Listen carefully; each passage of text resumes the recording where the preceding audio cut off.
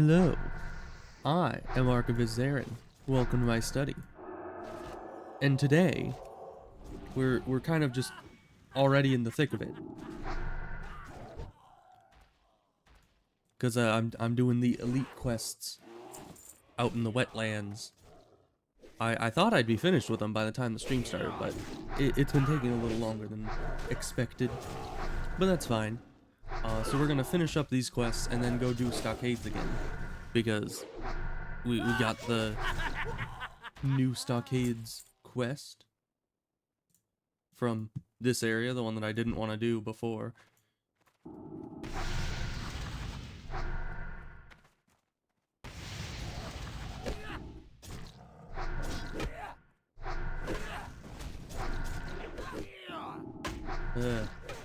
I don't know, these elite mobs are kind of scary. I'm just glad that I'm like a few levels above them.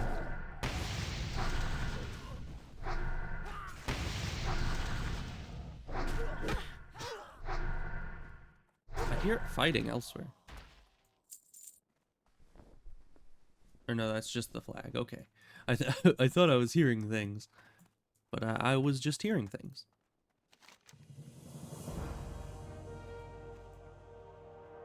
Guys, it's right here.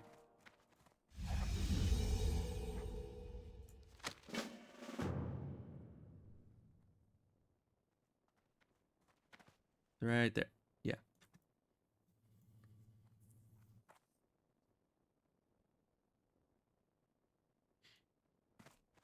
Yeah, I mean, it's easy to miss the corpse, honestly. But I've done this quest enough times, I know what I'm looking for.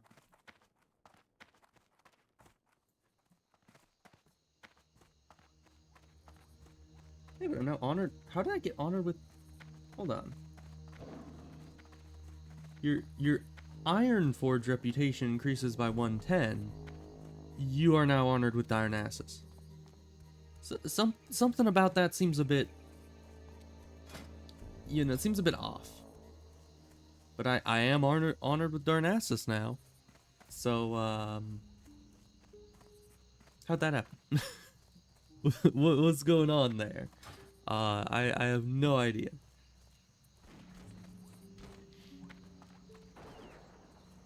Alright, but we finished the quest. Oh my, the news is great! Heavens, no.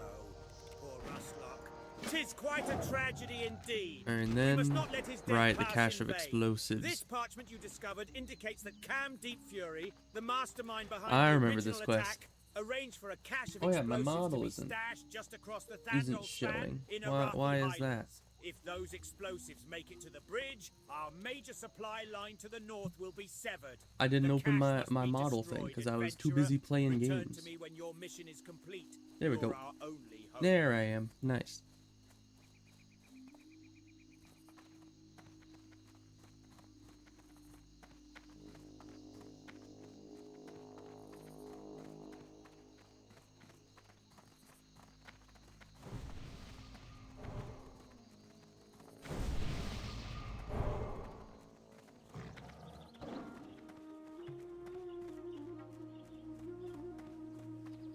Yeah, we gotta destroy the. I don't even know what quest this leads up to. If it leads anywhere, I'm not sure.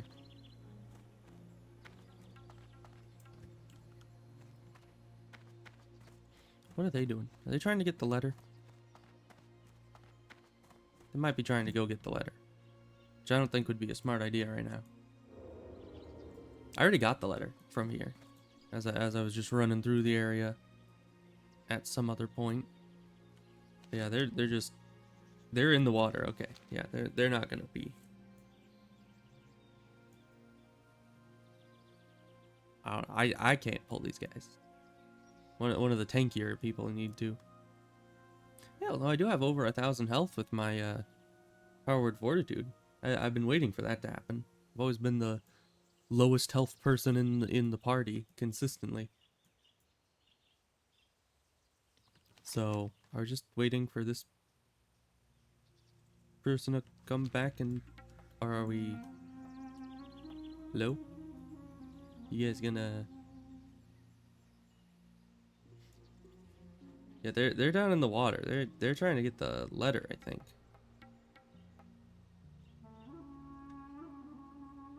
I don't know. I don't think that's the next part. That's like a completely unrelated quest as far as I know.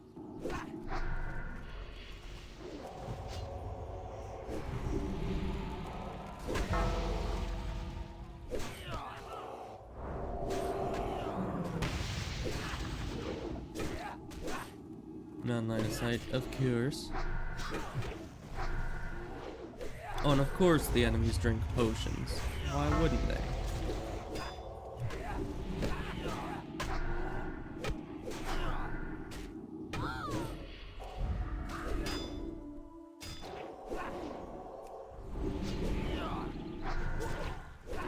Yeah, this always happens when you fight around this area. You just pull everything. Kind of unavoidable.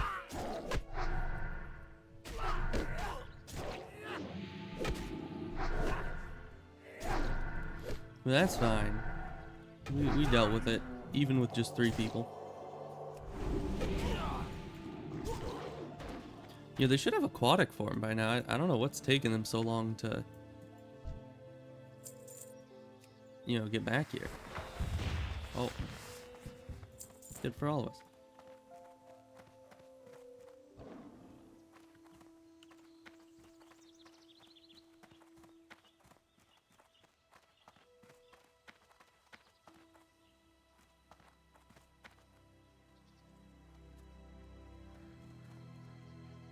How do you spell envelope?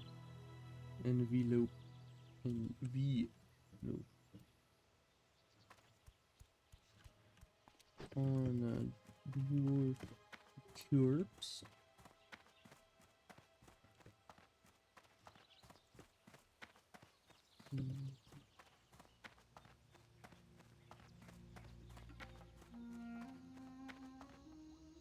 Yeah, the dwarf corpse at the bottom of the water can be kind of difficult to find sometimes.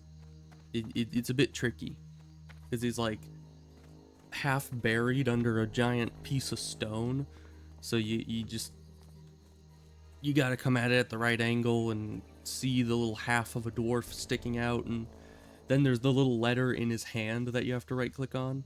So it's it's kind of difficult if you don't know exactly what you're doing.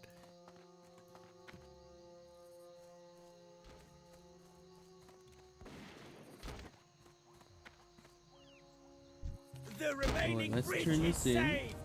You have done a great service to King Magni and the people of Kaz Moden. Now, if we can only hold out long enough for reinforcements to show, I ask of you one more. So yeah, he tells us to go to Refugee Point. Refuge Point? Yeah, Refuge However, Point. Rogo has knowledge of Which an alliance camp to the north. we're not ready for that yet. Islands at Refuge Point. We're gonna be doing the stockades next. The stockades, indeed.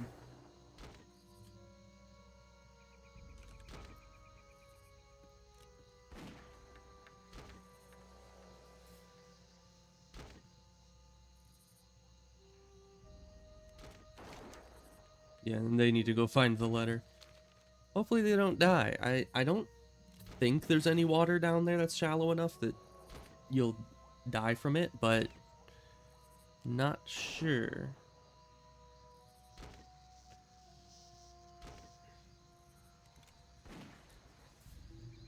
It's understandable that they wouldn't want to redo the whole dungeon just to do the one quest. But I specifically came over here to finish these quests to go do the Stockades quest. Well, but excluding them, we have a druid, warrior, and priest for a run of Stockades, which isn't bad.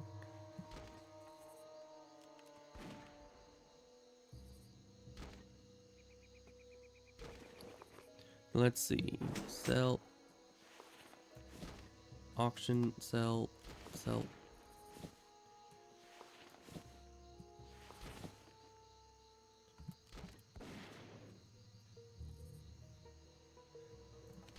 So let's see. I did get the quest, right? Yeah, Stockades. This one. So yeah, I'll just teleport on back. We probably both have the same Hearthstone, honestly. Gotta sell some stuff, throw some stuff in the bank. Welcome to my inn, weary traveler. What can I do for Let's see, so this was all sell. Nice. you? Light bless you.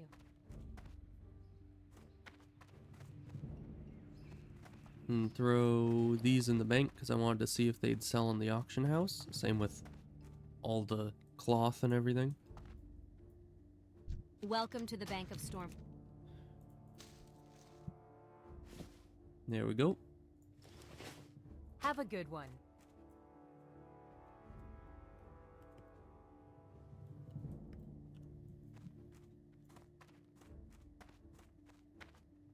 So yeah, we got me, the healer, and I don't know if they're DPS or tanking the druid. I think the warrior is. Oh no, they're searching for tank and one too. So I guess they're all DPS.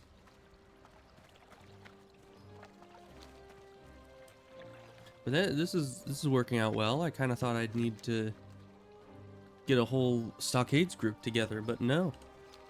Just half of one. To be fair, it is the difficult half, you know. Getting a tank is probably always the hardest part of getting a group together.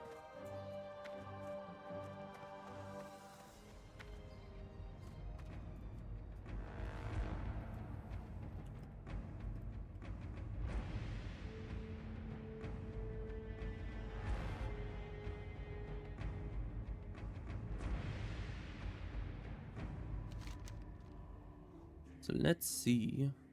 I just did my training, so I don't need to do that. Oh, and she's going around getting the other quests from the other towns. So it might still be a minute, but that's fine. Oh, but I got Abolish Disease, which will make my life a lot easier when it comes to enemies that just spam put on diseases, which I always hate those. But now it shouldn't be an issue, in theory.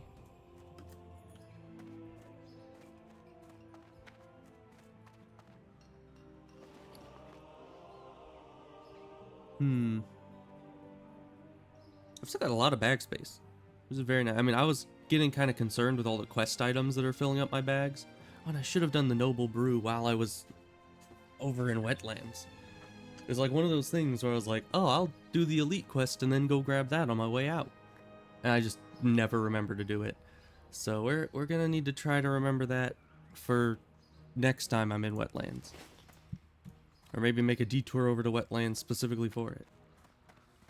I'm not certain. But let's see. What to do while waiting? I could try to put those 2 greens I got up on the auction house.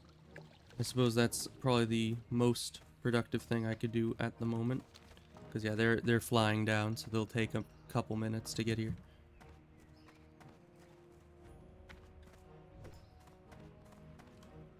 But yeah, I did just put a bunch of stuff on the auction house, which is why I have mail from the auction house. But I'm kind of waiting for it all to sell, because for some reason I prefer to pick it all up at once. Welcome to the Bank of Storm. Makes it feel more substantial. No, I need both of those. So yeah, those 2 and a blood ring. Safe travels. See if we can't sell these. It's always so difficult to sell. Oh no, these are all unique. Okay. Because there's a lot of items that's like of the eagle, and so you can't just search the exact item name, because then it'll only pick up things that are of the eagle. And I wish it would just tell me what the overall price for that specific type of item is, not, you know, for that iteration of the item. But let's see here. Blood ring. Man, this sells well. But I, of course, always undercut, because why not?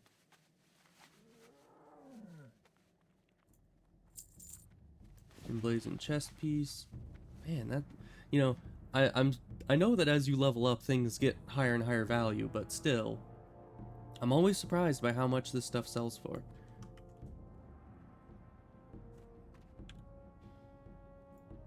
I also am very OCD when it comes to making it like roundish numbers.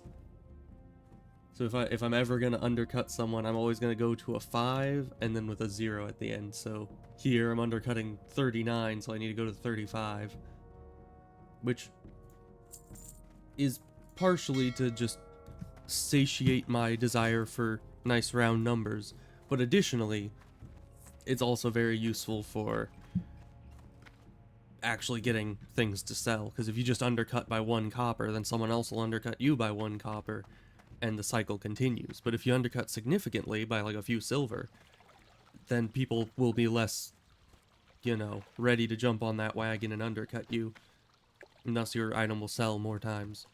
And I'd prefer losing a couple silver and actually having the item sell than having to go through the effort of putting the item up over and over again. You know, just put it up once and it sells, I'll be happy. And as long as it sells for more than I could get at a vendor, because anything above that is profit. Oh, where's the nearest mailbox? I want to send money to my... Not that I think we're gonna die, but I do wanna send all my spare money over to my mule. Just in case, you know? I like to keep only about 10 gold on this character at any given time, you know, for like training and stuff. But other than that, I just send all gold that is excess over to my mule. Send my mule money. That's 22 gold, 73 silver, and 49 copper.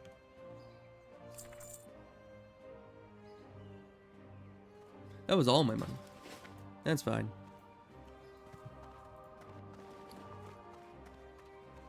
Alright, so they had to go, which is sad. But we still got us 2, meaning I need to probably start looking for more people. So let's see, we got a healer and a DPS. So look for members 3.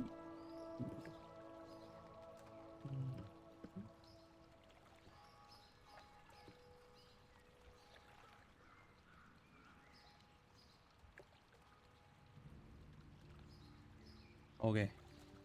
And then I could probably also throw the same message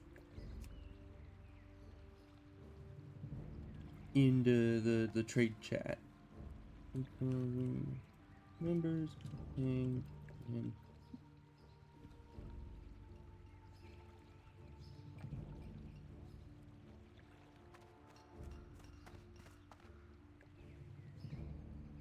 dang it, I forgot. I was mentally sitting there like, man, after I'm done typing this, I should copy it so I can just paste it over and over anytime I need to ask, you know.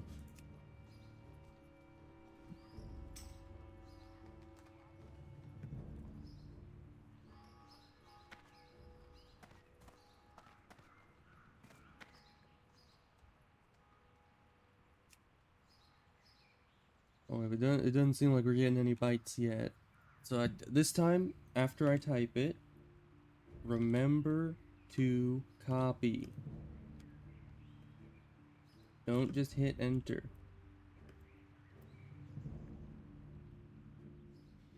There, copied.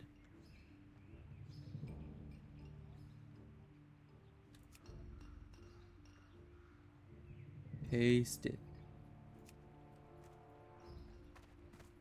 And hopefully, hey, we got one.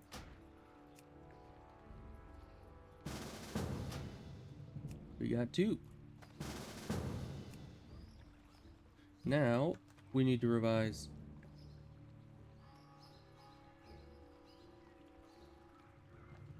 And recopy.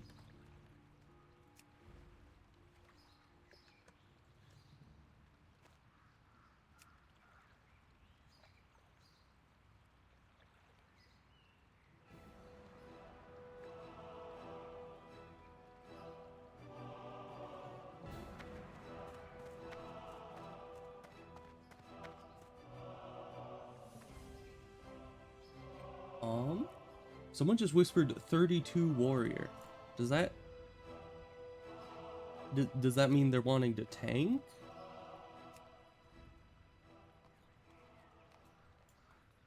I don't... you kind of need to specify that. Let's see.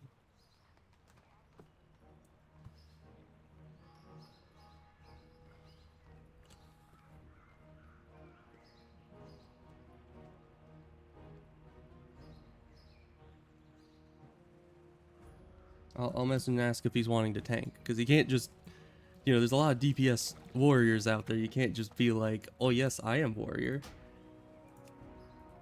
There we go. Okay, they said they wanted to tank. Good.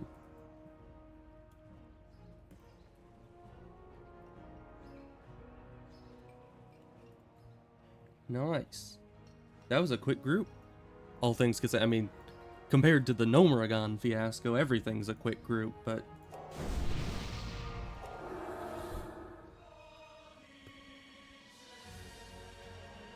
Let's see. We got 4 of us in this area and 1's over there. Okay.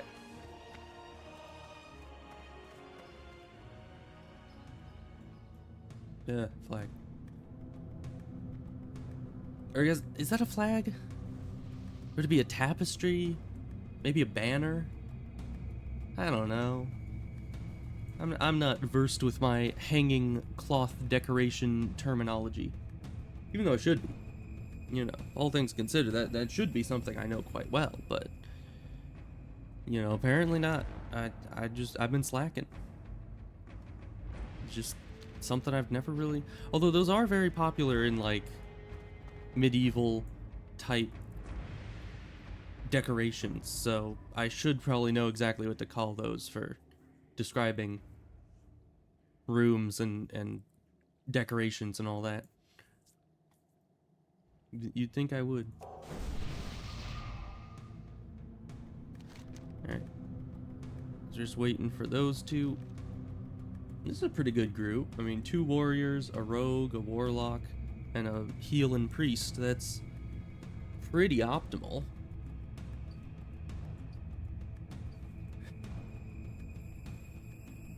I mean, everyone here is pretty tanky except the rogue. But that's fine. I don't think rogues are supposed to be tanky. Except for, once again, that one rogue from Nomuragon was surprisingly tanky. I don't know how they did it.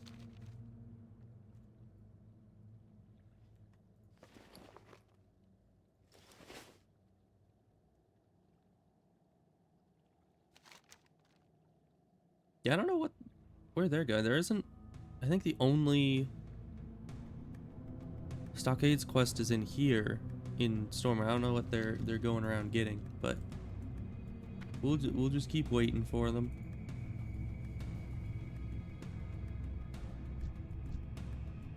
You know, it's still weird to me that in a world that canonically has healing magic, why this is a thing. Like seriously, I could just go in here, Holy Nova, and whammo, everybody's recovered. But you know, obviously they don't want to hire me on, put me on the payroll to just sit there and spam Holy Nova on all their injured guards. And it's like, some people might say, oh, that's just a gameplay mechanic kind of thing. It doesn't actually work like that. But I've seen that one, I think it's Battle for Azeroth cinematic, where it's Varian, and he just makes that giant healing bubble and heals like the entire Alliance army in one go. Like, half of those people were on the verge of death, and he was just like, nah, holy magic, you're healed. So canonically, like lore-wise, that is something that people can do. So why is there ever a circumstance where just bring a priest in? Like, Cathedral Square is right there, right across the water. Just go over there and ask for someone to come help out. I don't know. It's kind of weird.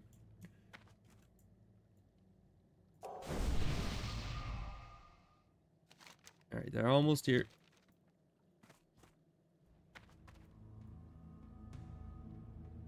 So what are these spikes gonna do? I don't know, I feel like having spikes is a good idea, but you need them angled down a bit more. Because, I mean, if you look at this, when you're approaching it, all the spikes are going above your head. Like, you'd run into it as a wall instead of actually a spiky type situation. So you need to, like, angle them a bit further down so your points are actually ahead. Alright, everyone's here.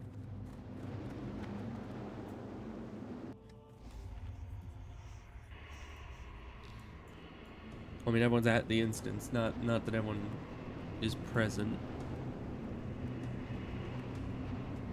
Oh, my blood ring auction sold. That's a good 2 gold right there. Approximately 2 gold. More like 1.5 gold, because I sold it for a bit less than 2 gold, and then the auction house takes its own cut as well. Alright, so we got a pretty good seeming Fury tank.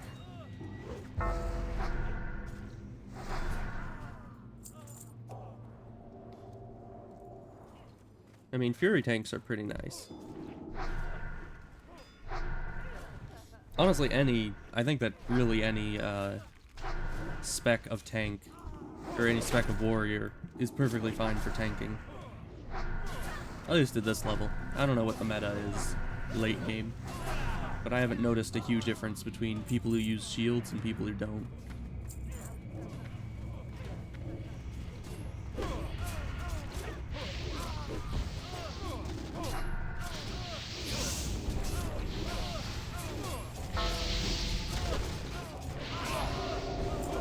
Alright, and these guys are some of the guys that spam diseases, so hopefully my purge disease is actually gonna, what's it called? Abolish disease, that's it. Hopefully my abolish disease will be doing some work here and make it less spammy to try to get all the diseases constantly off of people.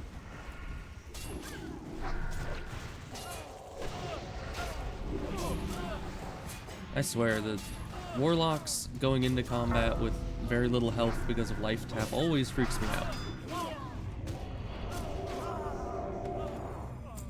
Which I know it shouldn't, because some part of my brain is just like, that was just life tap. It's fine. Nobody's dying. But the other half of my brain just sees someone at low health and freaks out immediately.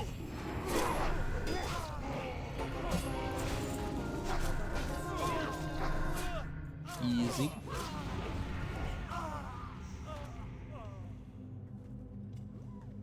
Why no one's sharing the quest with them?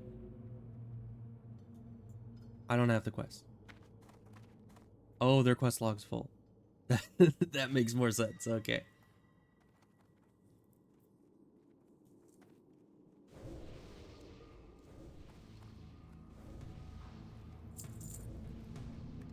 Yeah, I don't have the quest. Sadly. Wish I did. Man, this guy uses a lot of mana. I'll give him a pity renew. Also, even if they shared the quest with the warrior, I don't know if the head would still be there. Because I think you need to have the quest when you kill the mob, or else the head won't drop for you. It is unfortunate, but it is what it is.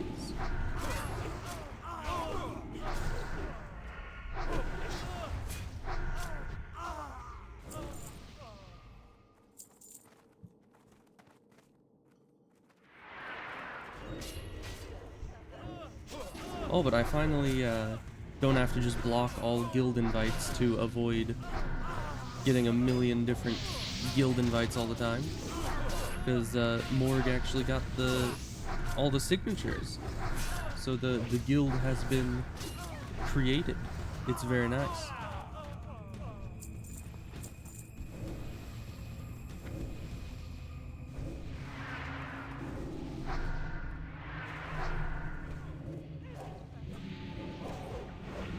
Of course, if I ever want to start raiding, I probably need to go to a specific raiding guild, because, you know, an 11-person guild probably doesn't have amazing raiding prospects, but,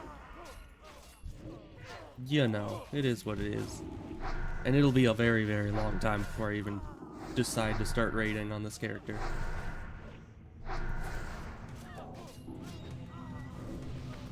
Because I would need to get to 60, which is already going to take like weeks, if not months at this rate. I mean, I'm going decently fast, but not nearly fast enough to get there in any decent amount of time. And then to get all the pre-raid best in slot gear, that'll take an extra weeks, depending on how, you know, dedicated I am to working on that. If I do it day in and day out, probably still weeks. But certainly, I would get there eventually.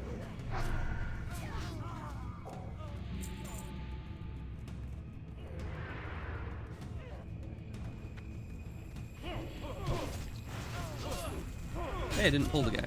That's nice. I was worried that I would. Not that it would really be an issue, this group isn't having much trouble overall.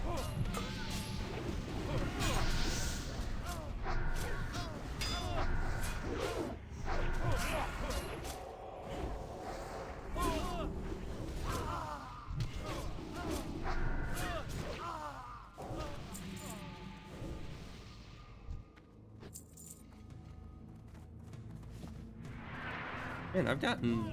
Oh, that was a 100 greed roll. That's very nice. Those are rare. But I've gotten like a few items this run, I think. Or is it just the one? It might just be the one. Very sad. Could have sworn I got a couple others.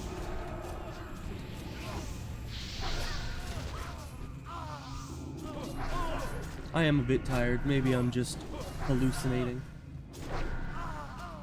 Also, I feel like I didn't update the number of which number stream this is. So I think this is stream 8 of WoW, not 7. That's fine. I'll fix that later. I basically just have the numbers in there to make it easy to know in what order everything happened when you're looking at the VODs and everything. 'Cause that's like a huge pet peeve of mine, is when people just upload a bunch of videos that have clickbait titles, but they don't even number which video it is. And the like only way to know is if on some off chance they have a correctly ordered playlist on their channel, which not all of them do. So yeah, certainly very, very big pet peeve of mine right there. Not a fan of when people do that. So of course I don't want to be like that.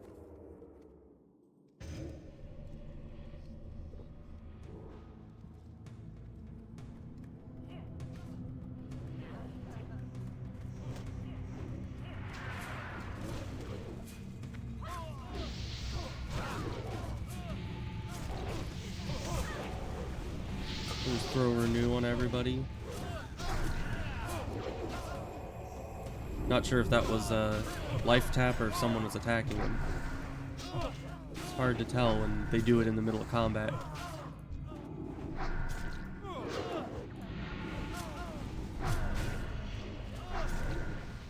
An unlocked chest? What do you know?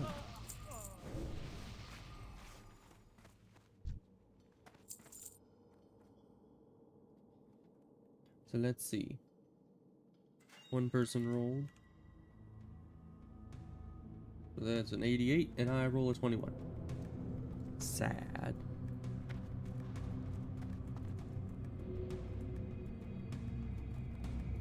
So it seems like it goes to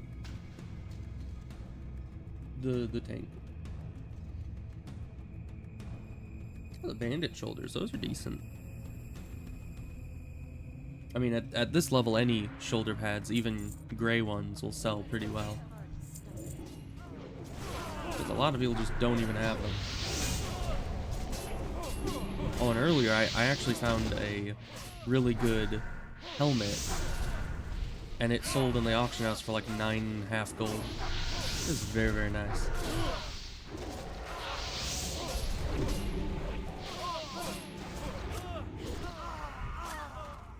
course, if it was a cloth helmet, I would have used it myself, but it was a leather helmet.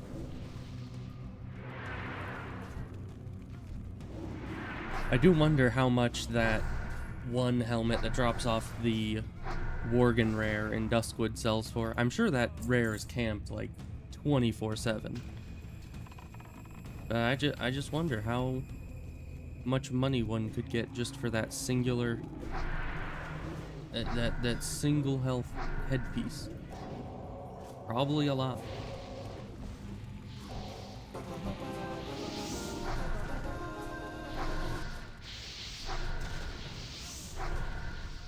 Eight seconds.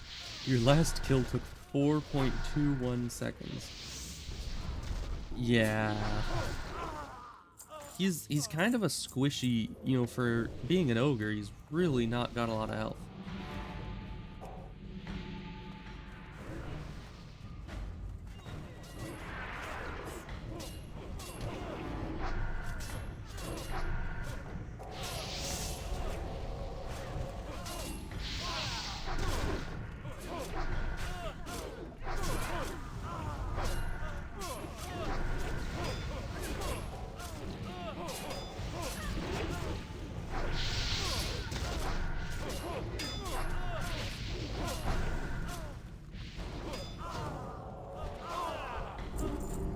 Alright.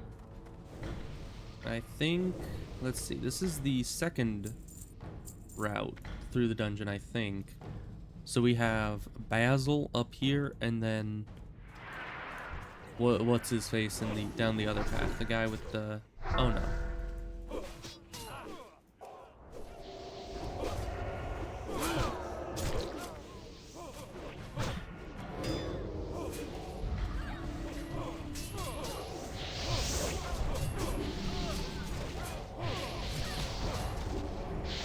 We're fine.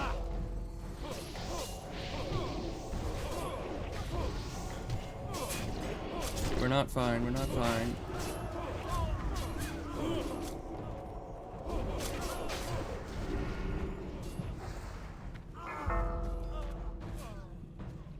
Okay.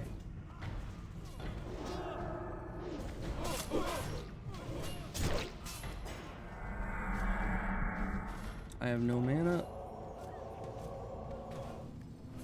I have no mana. He's got threat. Just keep him healed. Potion, maybe anything. There's nothing I can do. Except for throwing lesser heals his way every so often.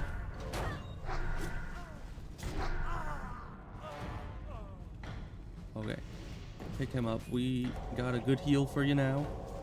You're fine. We're fine. We're all fine. I don't have mana to spell that, sorry.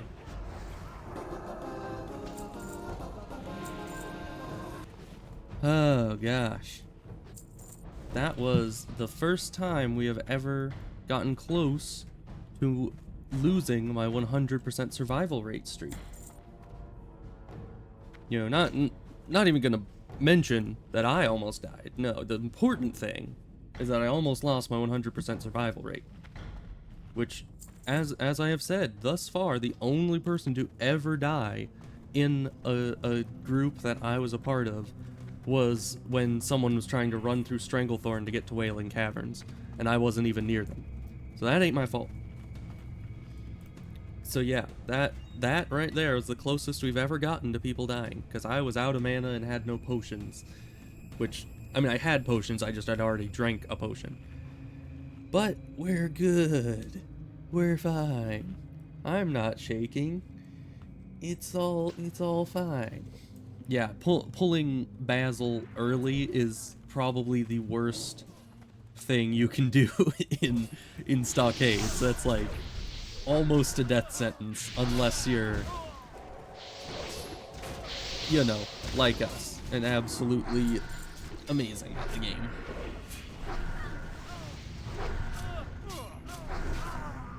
Yeah, I mean, if everything had stayed on the tank, I think we would have been perfectly fine, but the enemies just kept pulling on me because I was trying to keep people alive. And that's, like, very rude. So I kind of freaked out trying to heal myself enough to not die that I wasn't as mana efficient as I could have been.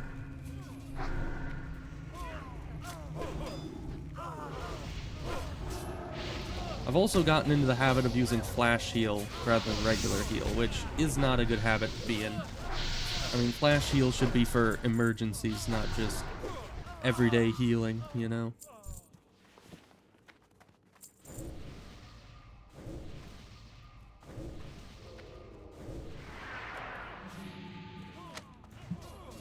Hey, I got the thing.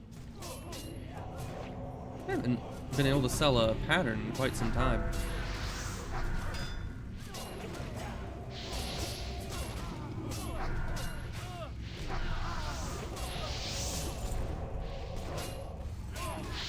Is this guy rare?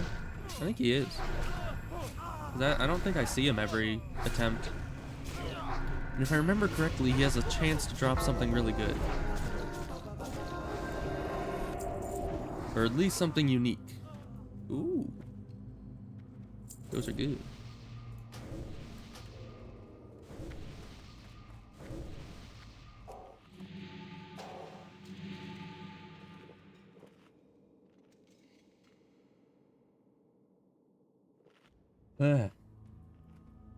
Yeah, I don't know. My brain is still going through that thing earlier with pulling Basil.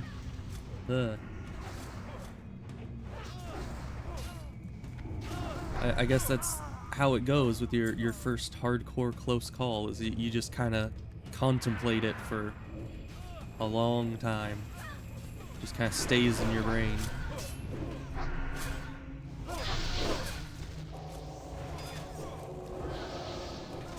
Because I had mentioned earlier, not on stream, but earlier I was just talking with Morg and I was saying, like, man, I've never actually felt vertigo in WoW until hardcore.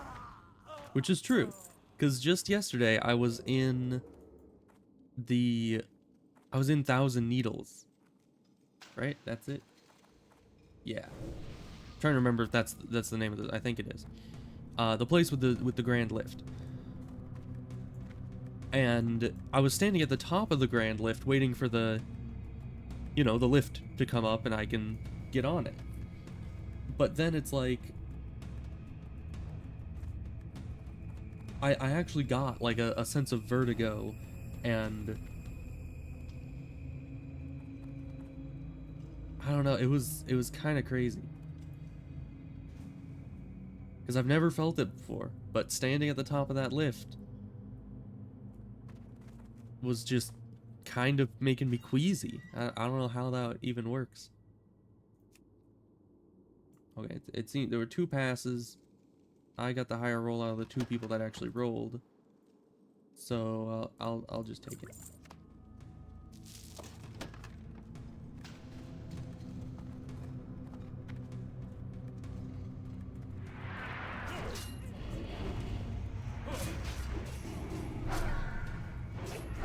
So yeah, I think maybe part of my theory is that part of vertigo is the actual fear of falling. And because I'm a logical human being, like overly logical at times, I logically know that I'm not actually going to fall in real life. Because, like, if there's any kind of guard railing there, my brain can just be like, nah, man, there's a guard railing. You're not going to fall, you don't even worry about it. And thus no vertigo. Whereas in WoW, if I'm standing at the edge of something high with no guardrail, I mean, normally my brain thinks it's just a game, it doesn't matter if you fall off or not, but in hardcore, it's like, if you fall off, you die. And thus, that section of vertigo that is actual fear of death ends up playing in. It's kind of terrifying.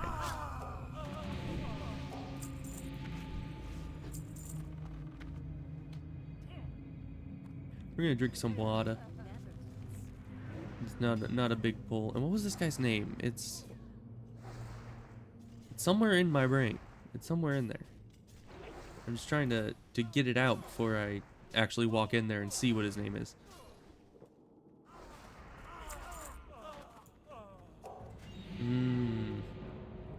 It's, Dextrin Ward, that's, yeah. I had to look. I could not, for the life of me, remember. Why is my brain so dysfunctional?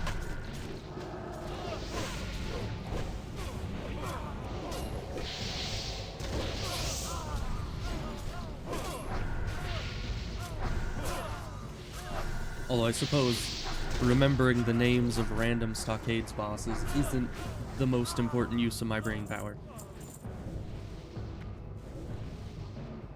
But it's still something I would like it to do. Alright, and this is the guy with the fear, so we're certainly gonna be in a good position clearing out everything in here. Just so we don't have a issue like last time where we pull the boss and the entire other room. Because that was enough excitement for one Stockades run, you know? We don't need more of that.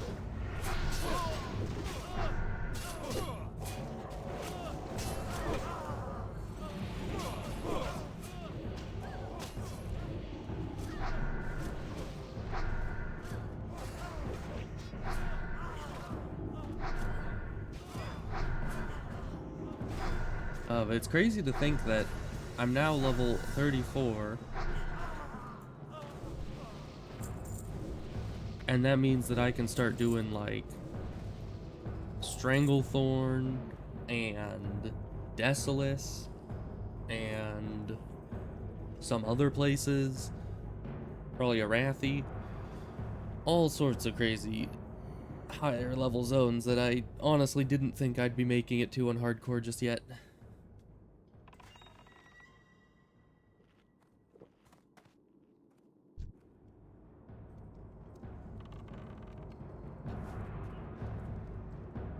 Alright. Huh? How did we pull just him? I have never seen that work before. Alright, but I can't dispel the fear, so we're just gonna need to kind of deal with it, whatever happens.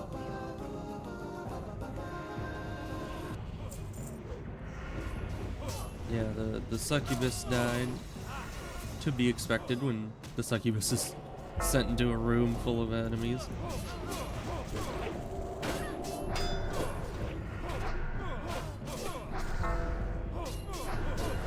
Ah, that abolish disease is working wonders right now.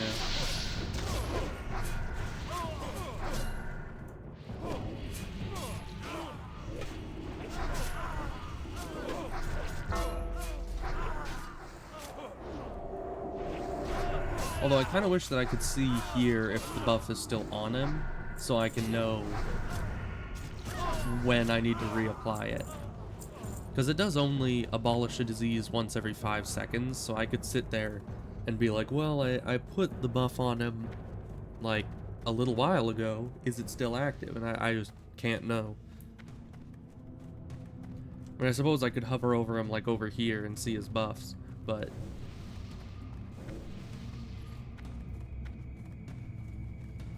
Where are we going? That's not the way out. I don't think we missed anything. We were pretty thorough.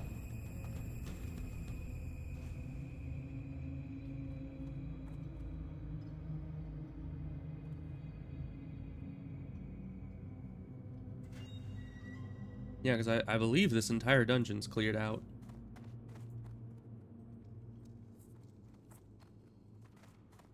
Okay, let's get out of here. Oh yeah, the bandanas are always an issue. Like, if everyone in the team needs bandanas, not everyone in the group is gonna get the bandanas.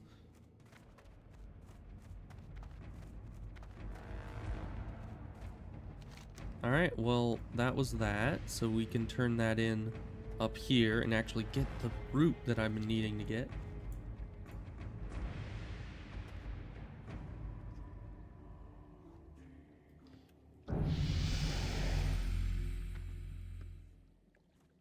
Alright, well, good stuff.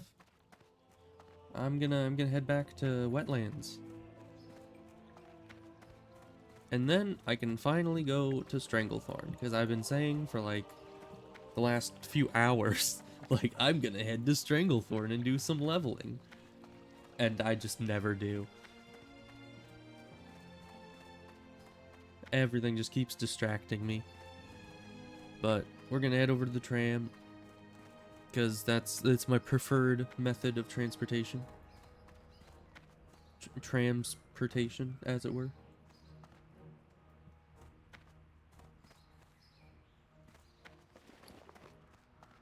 So let's see, we got gloves, we got a sword, we got sellables, a hammer, some wool. That was pretty good. I did have to use some mana potion, but that's fine. That's to be expected.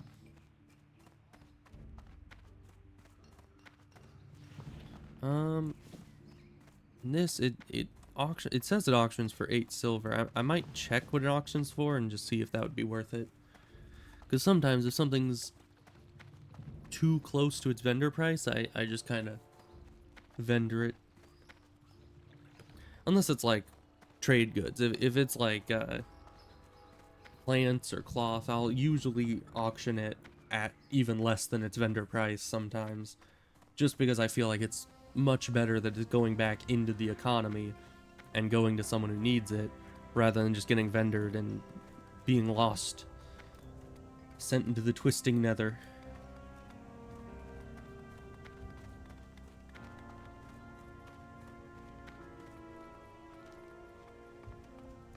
But yeah, something like one of these, if it's not auctioning for significantly higher than its vendor cost, I might just vendor it. Because who needs it? Probably someone. That's why all my other greens have been selling, but you know, still, who needs it? It's fine.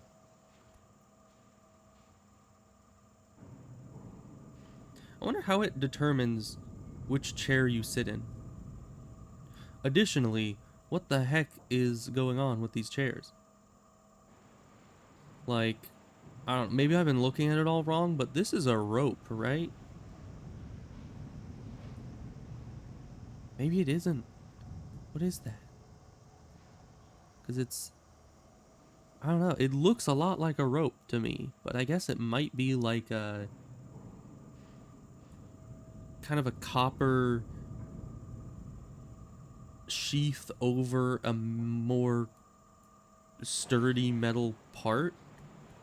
I don't know, because I've seen those all over with gnomish and goblin-ish engineering things, and I've always assumed that was just rope, but apparently it can't be, because that entire bench would have been held together by rope then, and that's not exactly a stable design. You know, it's personally not my go-to. Oh yeah, let's just leave this party. We'll just get on out of there.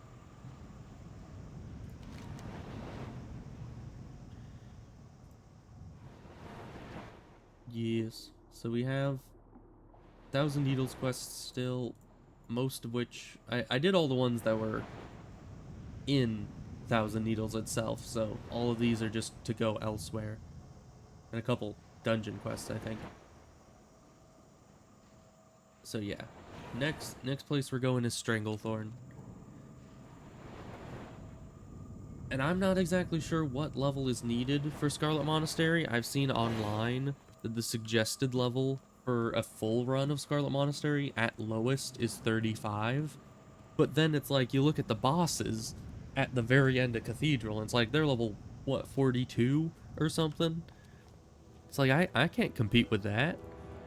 I'm level 35, or almost 35. By that point, I would be 35. And it's like, I still think that's a bit low. Because the boss would be, like, late red to you. And I don't think you really want to be fighting bosses that are late red. Additionally, that is a long, long fight. The one with Mograine. Is it Mograine? No. Because she says Mograine, but I don't think the boss is. I forget what his name is. But anyway, you know what I mean. The Whitemane and the other dude, it's a long fight. And you can't exactly get your mana back very efficiently during said fight unless you use mana potions. At which point, the fight is long enough, you could probably use 2 mana potions throughout it. But, let's see. I could probably put all this in my bank. Because, you know, I went this way for no good reason. I should have just gone straight for the Flight Master, but my brain was telling me to go towards the gates of Ironforge. See you soon. But yeah, certainly I feel like 35 is a bit low for, at least for Cathedral. I think Armory would be fine at 35, but Cathedral, not so much. I'll definitely want to be in tip-top shape, maybe level 40 or so, before attempting Cathedral. Which really sucks, because Scarlet Monastery is my favorite dungeon. At least in this level range. And I would preferably just level by spamming Scarlet Monastery as much as is humanly possible. But that's not very realistic, Wildhammer all in all. dwarves might have fast steeds, but can those airy...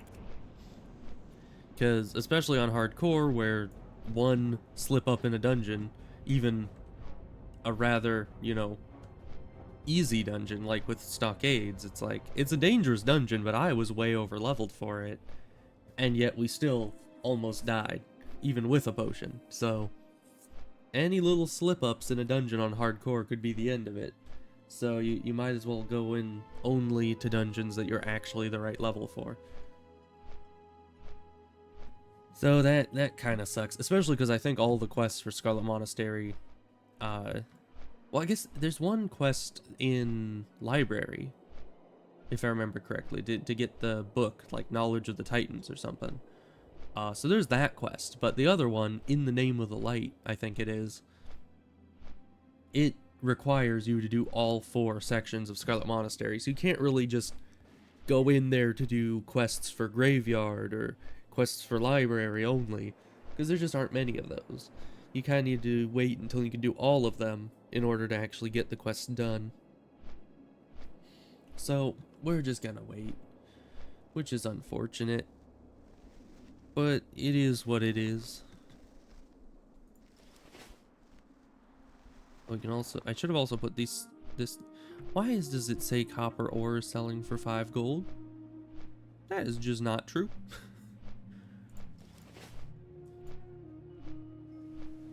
Yeah, I think I need to do another full scan of an auction house at some point, which it takes a while. It took me like 5 minutes for my computer to scan the whole auction house last time I tried it. Because it's just a lot.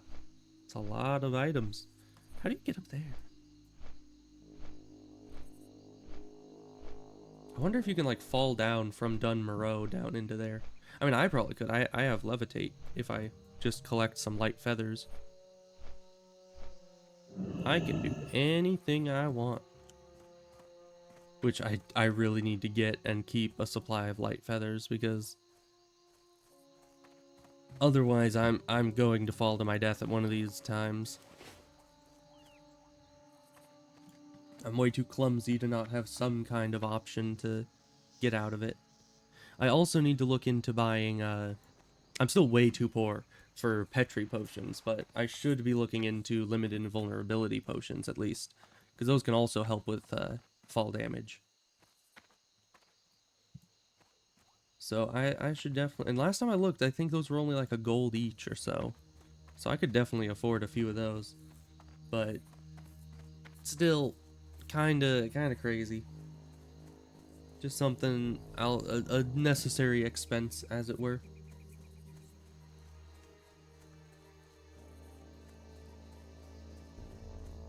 I mean, if I'm willing to shell out 100 gold for training for like riding and a mount, then I should be willing to shell out 1 or 2 gold for limited invulnerability potions. And eventually, like at like level 50 or 60, I should start carrying around Petri potions, even though those are incredibly expensive. But it's just something you should really just keep on hand. Because it either it's 50 gold or your life. Necros. I don't have that one.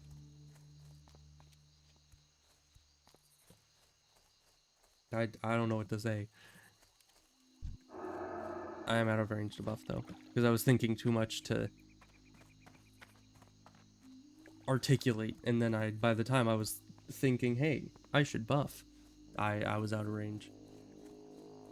It's a very sad tale. But yeah, I don't know how you even get the Necrosh quest. I assume there's like a quest line to it. But who knows? I can buff this guy instead.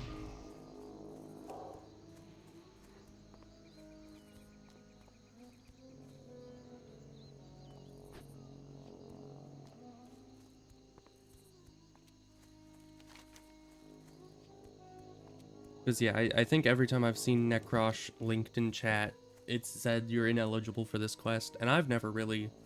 Well, I think once I did all the quest line up to it, but I don't quite remember which quests those are. I would assume it would start with the Algaz Gauntlet, because there you kill the... whatever they're called, dagger something orcs. And he's like the boss of those orcs, so I assume that's the quest line, but I can't be certain. Good sir, I think you need to get your eyes checked. That is not a boar. You know, that pet of his was certainly not. I mean, I guess it was named boar, so I could be wrong. But I don't believe that was a boar. Although it'd be kind of OP to having a cat that could charge. You know, I'd like that. Also, I'm gonna take Whispers off this just because it always pops up there and has a thing, but I can always just come back to the main tab for Whispers. So it's fine. It'll be alright. So yeah, we need to go up here, turn in, go all the way down here to grab this, then Hearthstone back, turn in the Noble Brew or whatever it's called, and then fly down to Darkshire so we can run into that place. Stranglethorn, that's the word. Yeah, I'm quite tired. My brain can't even come up with the word Stranglethorn. How the heck does that work? Which everyone knows, playing hardcore while being extremely tired is the best way to go about it. Hurry back!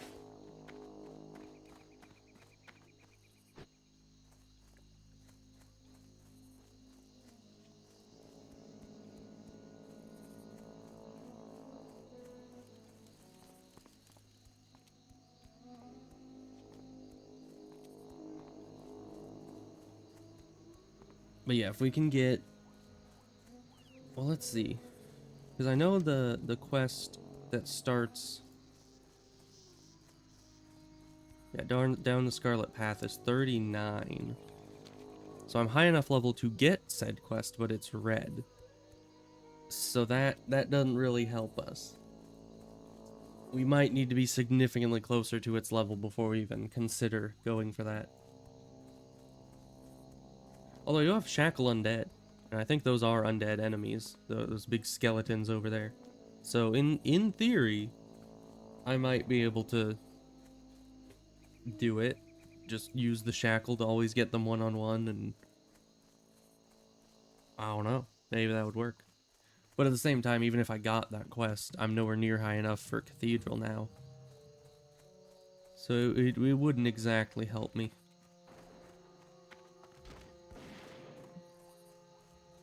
Great dude. for me. So Cam Deep Fury finally got to feel what it is like to be on the receiving end of death? Good. serves the cowardly Dark Iron scum right. You have done well, adventurer. The victims of the Thandol Span attack were but mere victims in a world torn with war and unrest. Their All families will the have the peace of fortitudes.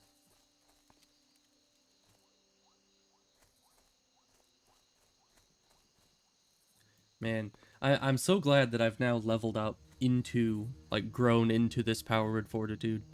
Because back at the start, when I first got it, as you may remember, it basically, I could do it like 3 times and it would completely drain all my mana. But there I did it like 4 times and still had mana to spare. So my mana pool has finally grown into that level of fortitude.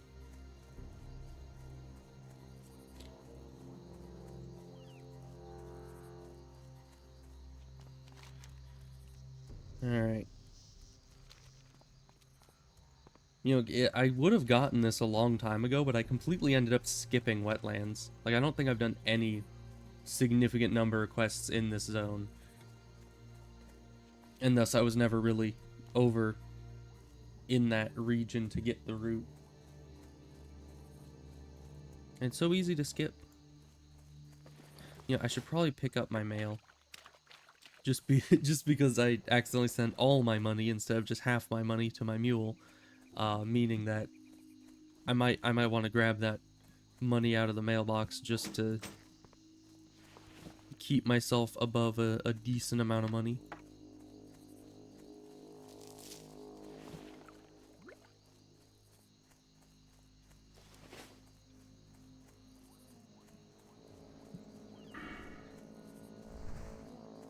Oh, what's that? Briarthorn? I'll take it.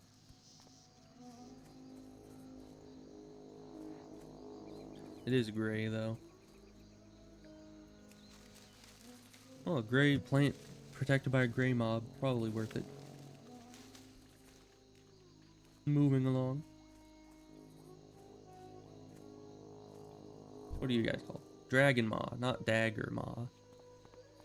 So yeah, Dragon Maw is what I was thinking. Ooh, is there any wild steel bloom in there? Because sometimes, like right here, there's a wild steel bloom that spawns, but really anywhere along these cliffs, it spawns the steel bloom.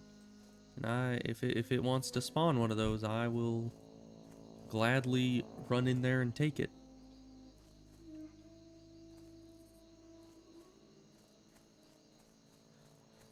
Because those are still one of our best sellers, even if, you know, I'm significantly higher level now. Still very worth it to go grab.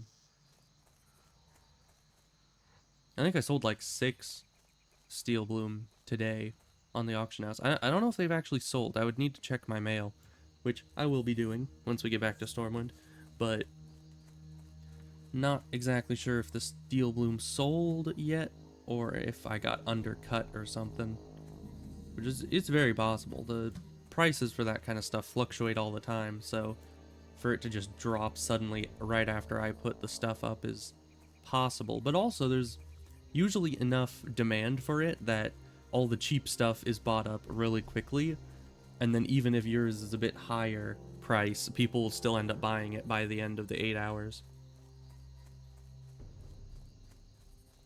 Which, you know, is weird because on every other server I've ever used the auction house on, I always put things up for 24 hours. Because I don't want to have to repost them, ever. I want to give as high a chance for it to sell.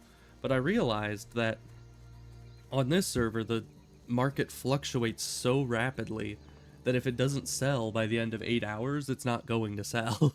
So putting it up for 24 hours is just a lot of overkill. And it really ramps up the deposit you need to put in at the start, which is never good. You want to have as little of a deposit as possible.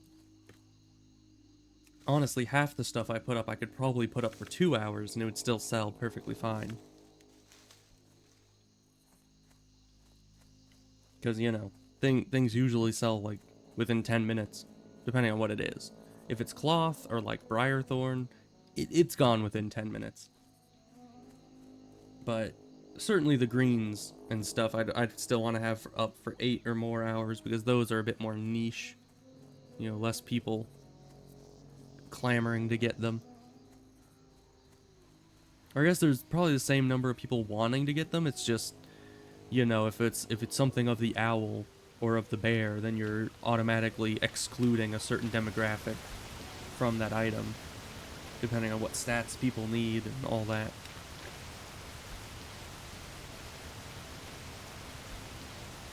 Alright, well, we finally got this. I literally got this quest when it was red, I think, either orange or red, and now I'm finishing it when it's green. So that's fun.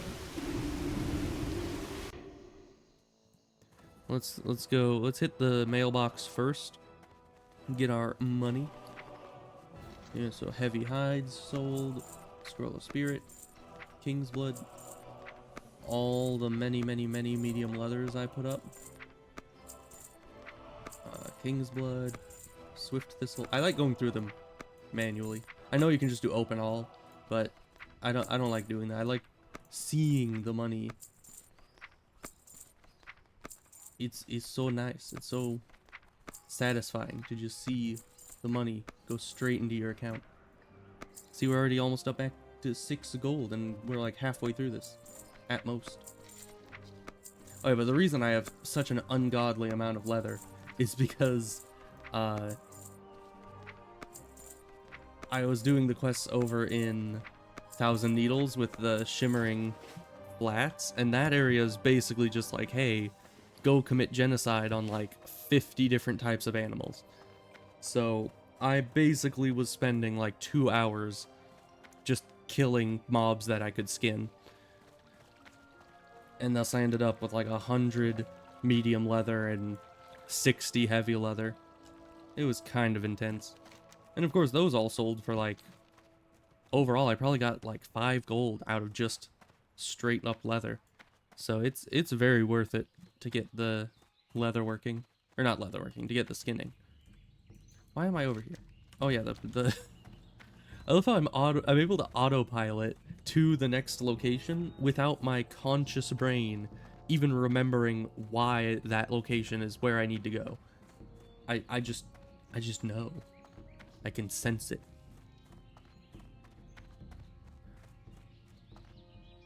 So yeah, let's go turn this in. Plus that'll finally get this peace bloom looking thing out of my inventory.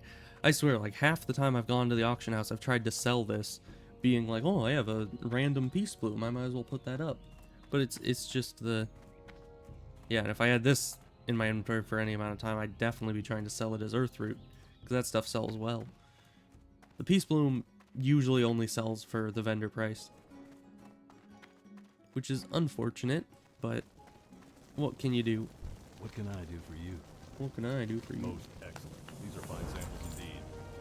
Lord Wishawk, like all men, has his weaknesses. His happens to be a fondness for liquor. The hypocrisy is astounding. The trite fool spends his days trying to shut down our little tavern while his nights are spent upstairs running up a bill he never pays. Alright, that's just up in the keep, so we'll run over there. For him. Black Claw Stout. It's got quite a kick, adventurer.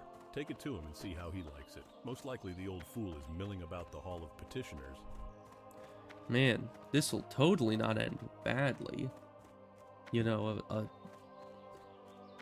an alcoholic beverage made out of a flower growing only in undead cursed lands, and another thing that's a root that only grows at the base of a waterfall in the wetlands.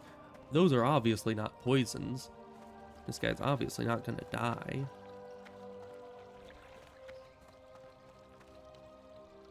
But either way, I get money. So, you know, that's a plus. I don't need to worry about, you know, who's dying and the morality of giving someone a poisoned beverage. I just need to worry about it. Gives me like 25 silver. I'll take that.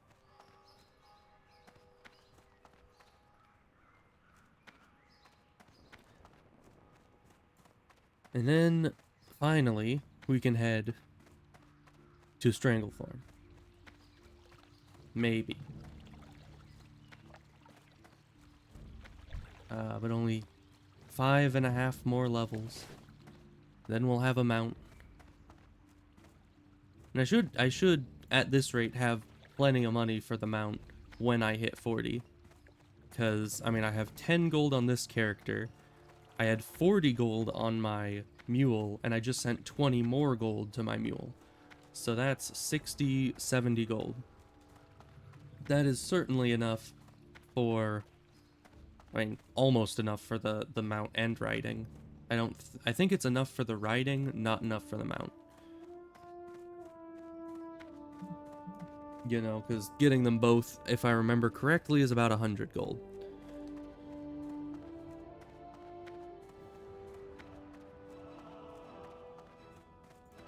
Well met. Well met.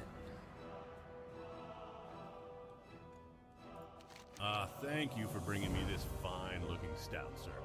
Here's a copper for you. I'm not a now, servant. out of sight with you, and let me enjoy my drink. Okay. I wonder if he's gonna die. Hey, he's dead. Ain't that great. Is that that's a high elf. Yeah, I don't really go in that room all that often. Except to kill the guy, but, you know, that's... We all do that every so often. So let's see... Stranglethorn, that's what we were doing. You see how I keep not going to Stranglethorn? Because my brain just keeps slipping away. So why do they have 3 identical children right next to each other? Maybe they're triplets, I don't know.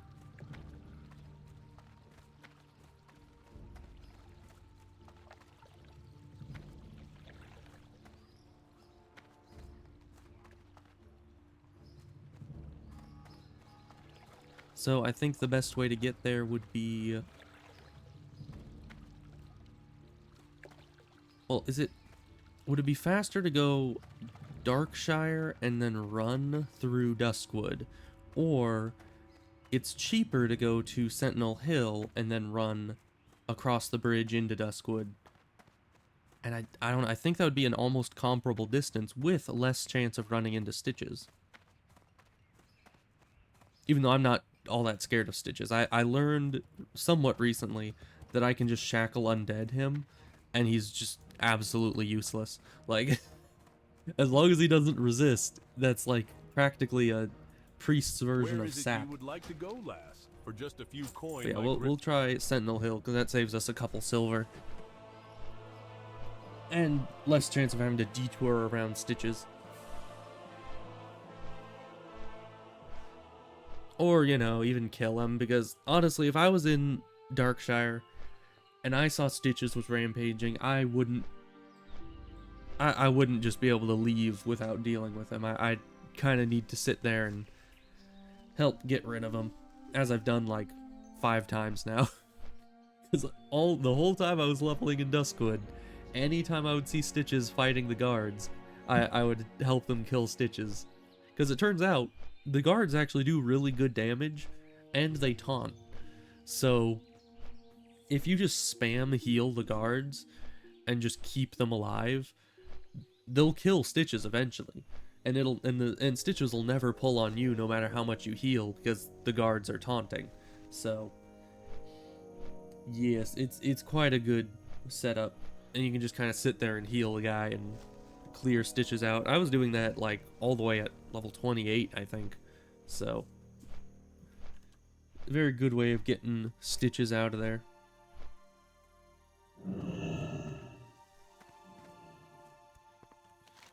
Let's see. First vendor, I think I needed. Yeah, had a few things to sell.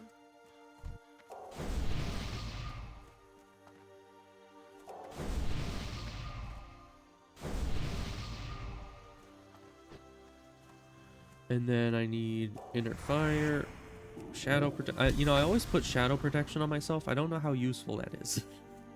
It's just one of the buffs that I put on myself as like an autopilot thing. And I mean, someday I'm sure it'll come in handy. Maybe eventually. Although I've noticed, you know, having this wand kind of sucks because I've noticed just how many enemies are completely immune to shadow damage. It's a surprising number. Like, what is it, Lieutenant Fangor the elite Knoll guy, not elite. I think that's just a group quest.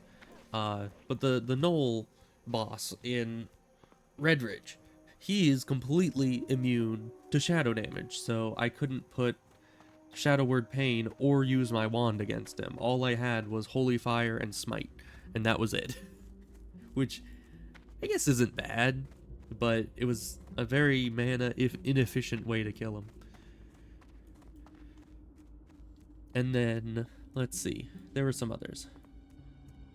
Oh yeah, like in Wetlands, the guy I just killed before the stream started, the boss guy that you get the ear and that leads up to the Stockades quest.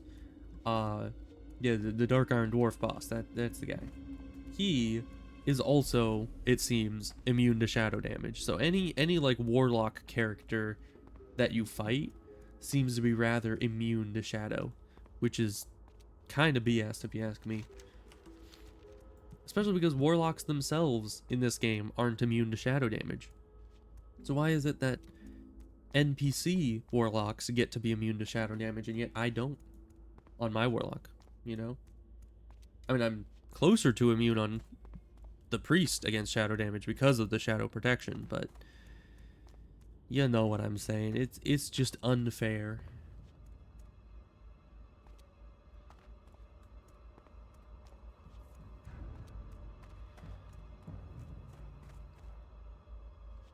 So I'm not seeing Stitches, because now we're in his turf. I believe he comes down right about here and then starts walking along the road. So, but luckily I walk faster than him, so if he's behind me, we don't need to worry about him. If he's in front of me, hopefully I'll see him before he reaches me. Most likely.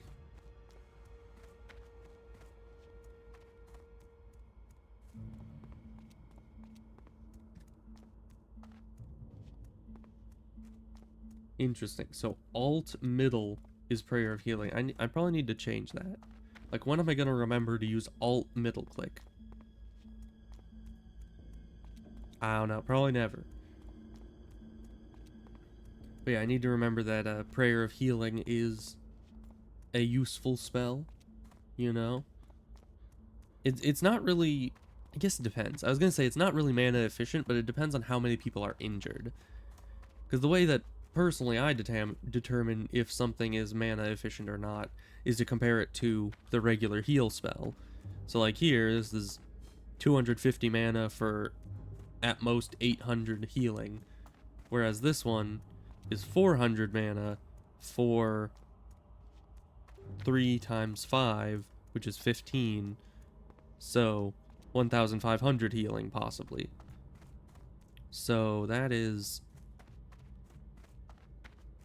yeah, it's pretty efficient. If you heal all 5 people for the maximum amount, then Prayer of Healing is efficient. But if you're only healing like 3 people, and like one of them doesn't even get healed with the full amount of healing, then it's not mana efficient at all.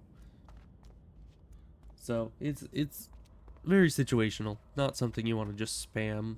It's something that you need to know when to use it and when to leave it alone. But certainly, certain boss fights have a lot of AoE damage, and you want to be able to mitigate that somehow. Alright, well, everything here is yellow, which is good in terms of the amount of XP I'll be getting, but not good in terms of difficulty. Because if it's yellow, that means it's dangerous to some degree. For hardcore, you know, and if you're playing regular, yellow is no issue, really. It's the preferable, but Well met. I definitely We're fighting prefer a losing green battle in with Colonel hardcore. Curzon. Not only is he a brilliant tactician, he outnumbers us at least 10 to 1. To survive, we need to use his own covert tactics against him. Enter this his is another camp to quest. the east and kill his men. Lots of them. And get out before reinforcements can close on you. To Is have that- a chance against Curzon, we need his healing support neutralized. He has gathered... Yes, I understand. So Thorson is the guy that comes down here. No, wait. Speak with Doran at the camp. Because Because I know there's a guy that patrols down here, and you need to save him from the ambush in order to get his quest. Hey, look, an ambush. Dude, I'm coming. Don't worry, I'll save you.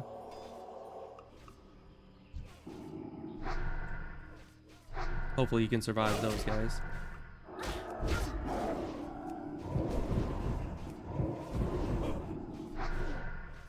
He's losing. Of course he is.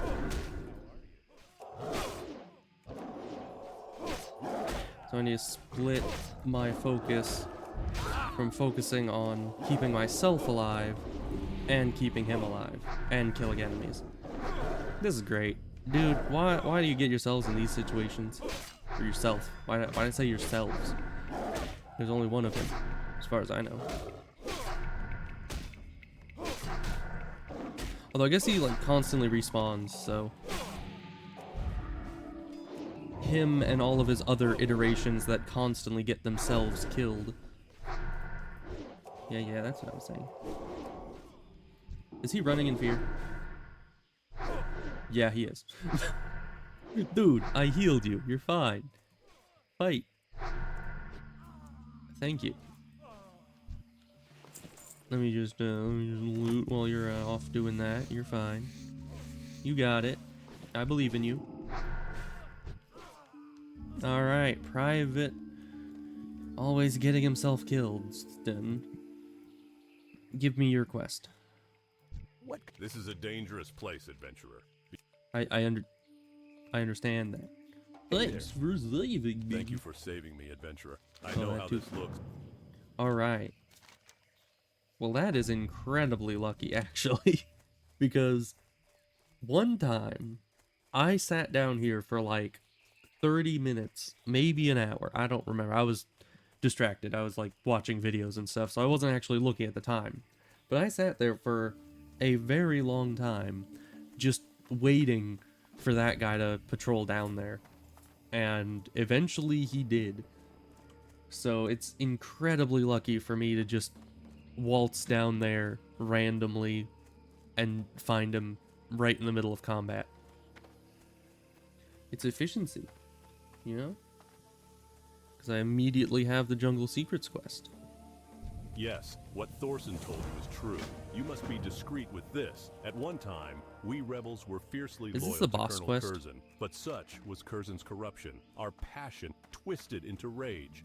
If it was made known that Private Thorson has had recent dealings with Curzon's men, then one night he would find himself with a slit throat. So we gotta go to Thorson and I were privy the to hunting Thorson's guy, mission. Hemingway. There must be another, a traitor. Nessingwary? If Curzon knows Thorson's... Hemingway is, I think, the real version, and Nessingwary is the WoW version. I get those mixed up all the time. It's hard to tell which one's the real one and which one's just the parody.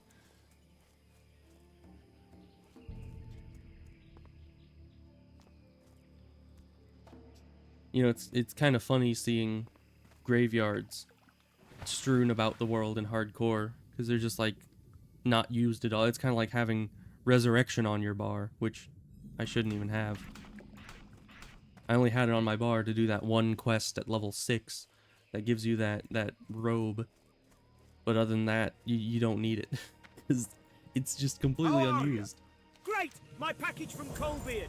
Thank you, adventurer. This crate holds special gauge ammunition, and it'll serve us well out in the jungle.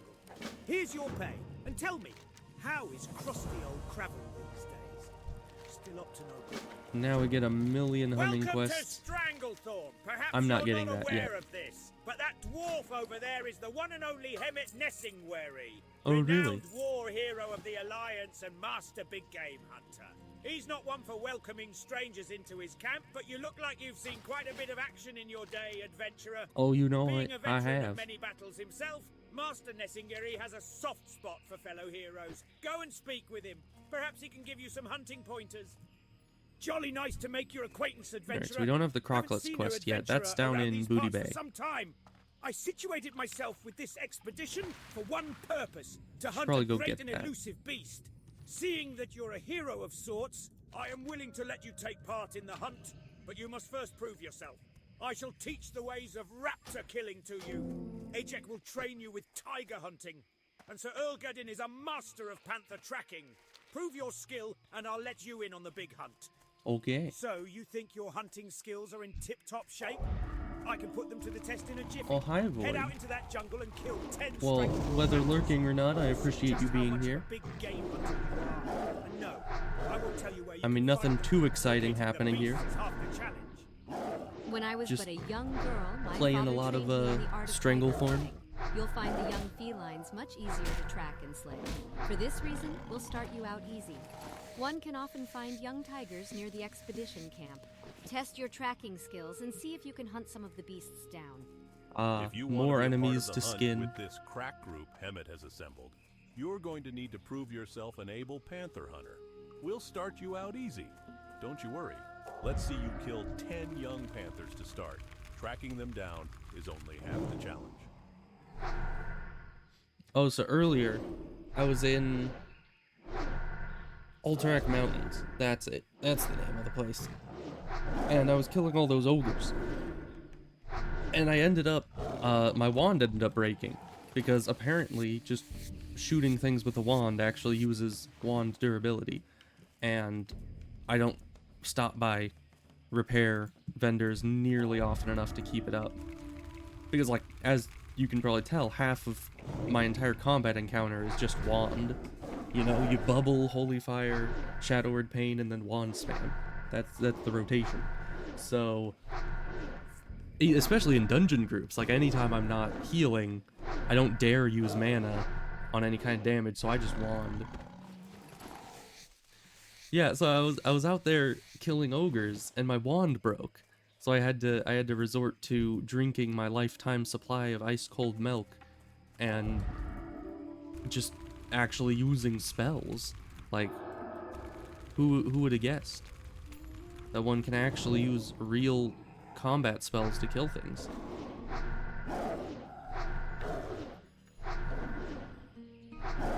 But yeah, it definitely was a bit of a longer process to kill things, because like you killed things quickly with spells, but at the same time you end up running out of mana, and then you need to sit and drink for like the entire duration of what it would have taken to kill the enemy with your wand.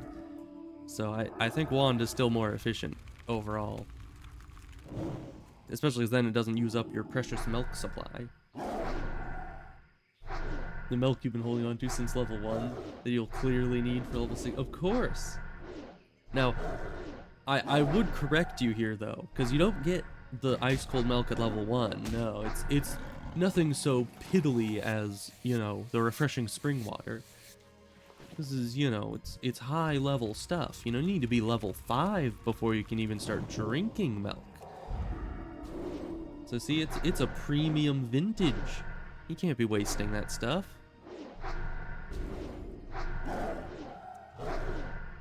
So yeah, I ended up drinking like probably 15 ice cold milks just trying to finish the ogre quest. Which was fine because I'd already out-leveled them and I had like 40 melon juice just sitting in my bags waiting for me to be done with the milk. Hey, this is my first Khadgar's Whisker. Wonder how much these sell for on the auction house. It probably won't tell me because I forgot to scan the auction house. Not much. At least in that example. But the little tooltip isn't always accurate. Especially because I think the last time I scanned was at a neutral auction house, and that doesn't really have very accurate prices on it. So next time I'm putting things up on the auction house, I'll need to remember to scan.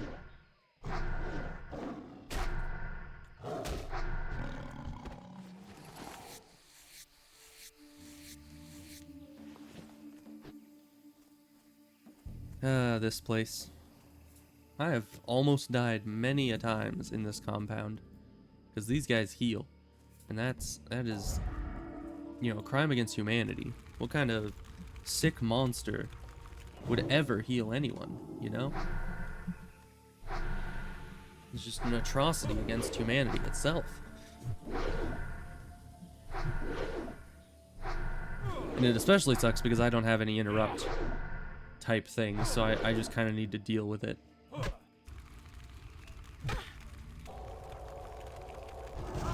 There we go. Or I could always, as I did there, just start a really high damaging spell right before they're about to try to heal. That also works. Just gotta burst them down. Which Wand is not very good at.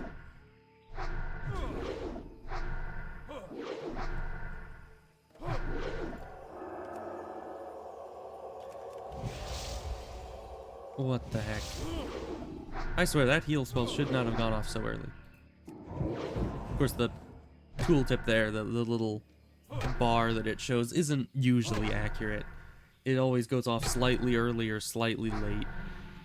And sometimes it even says failed when it does not fail. Like, it's like, oh, my spell failed, but I'm still gonna shoot you in the face with the spell that failed. It's like, I don't think that's how it works, my guy.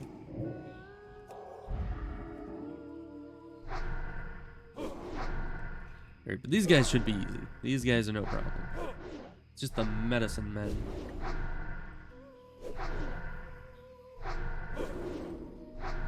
You know, I would try to do a play on words with medicine man and muffin man, but it has a few too many syllables. I don't think it would work out very well. Oh hey, there's the medicine thing I need. For the bad medicine. I don't know why I'm wanting to get bad medicine, but I additionally don't know why I need medicine at all. I mean, I can cure diseases with just a flick of my wrist, so I don't see what the point of medicine is, but I guess we'll go along with it. You know, if only that's how it worked in real life. If only you could just have like a few paladins and priests hired at every hospital, and they just go around drinking ice cold milk and using all their mana to heal people. That would be preferable. Can I just grab this? Not deal with you? Nope. Oh, there's two of them. That is horrendous. Because while they do like no damage, they still are an absolute nuisance because they both have healing spells. So I'm going to be fighting these guys until I'm 60.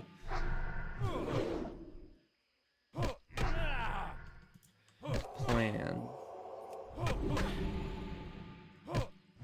I'm gonna bubble. Nope. Stop. Oh, great. I don't think I can beat these guys. They have more mana than I do. This is an unwinnable situation because they'll just keep healing each other until the cows come home. Which, you know, them cows, they're slow.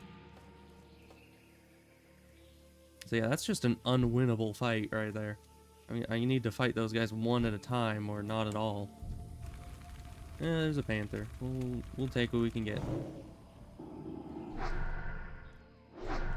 How am I gonna get that medicine? I'm hoping it's in multiple locations. No, that looks to be the only location. Because I don't know if maybe if I approach from the other side of the building. That's the plan. We're gonna approach it from the other end and hopefully grab that medicine before the guys inside the house aggro. Because if not, that is an unwinnable situation. And I can't get my medicine. Just gonna sneak up real quiet. Yeah, you guys don't see nothing. You're fine in there. Thanks. Yeah, so that worked. That's good. Otherwise, if you know, worst case scenario, I could have just run in, done Psychic Scream, and grabbed the item while they were feared. You know, that's always a good option.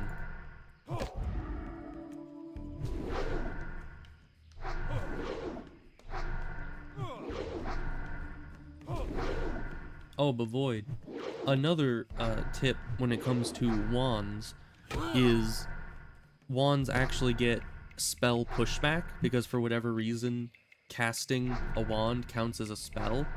So if you're getting hit a lot, your wand hits are going to have more space between them and your damage output is going to be lessened significantly.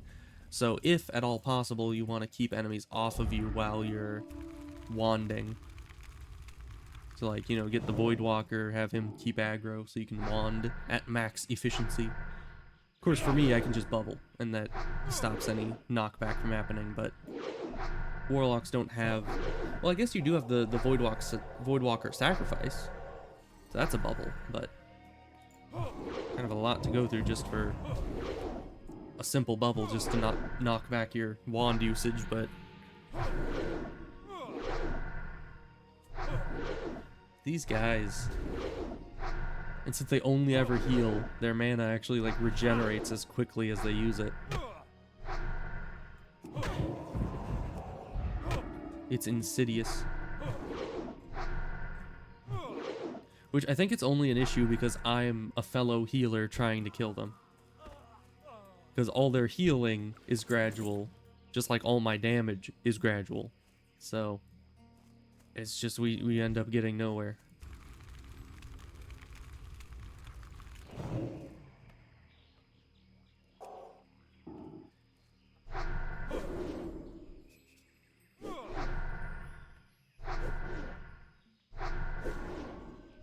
It's the unstoppable damage versus the unmovable health bar.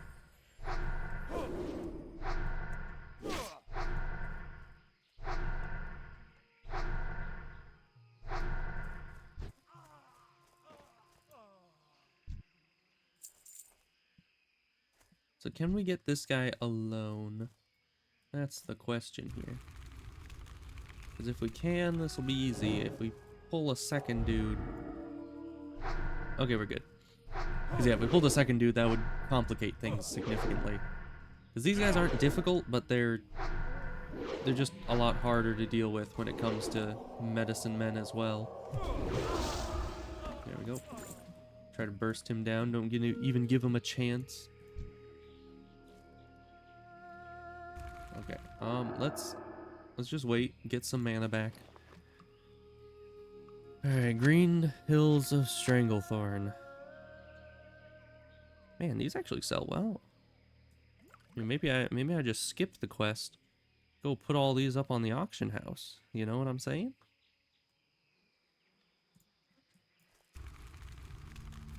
You know, because it seems like some of the rarer pages, if the tooltip is to be trusted, which it not always is. But this one says... Oh, that's 3 of them. There's a lot of enemies. But this one says 18 silver. And I like 18 silver. It's like my second favorite number of silver.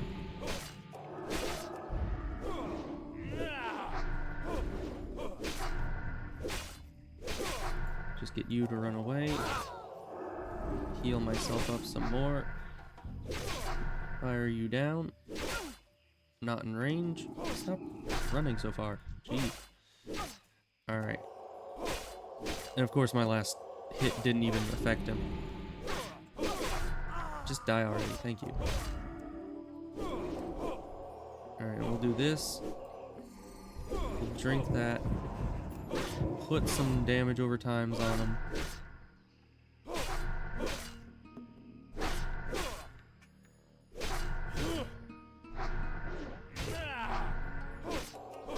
We got one trick up our sleeves left, and still a bit of mana. So let's put these back on with... Well, we can only put one. That's fine.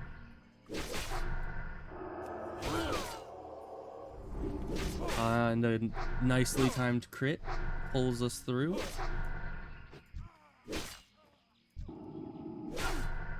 Yeah, if there was a single healer in this entire group, that engagement would have been impossible.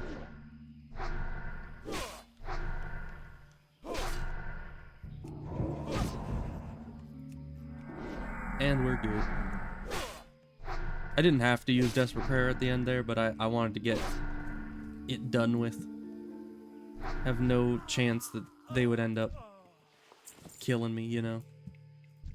Of course, I still had Psychic Scream, which I could have used at any point.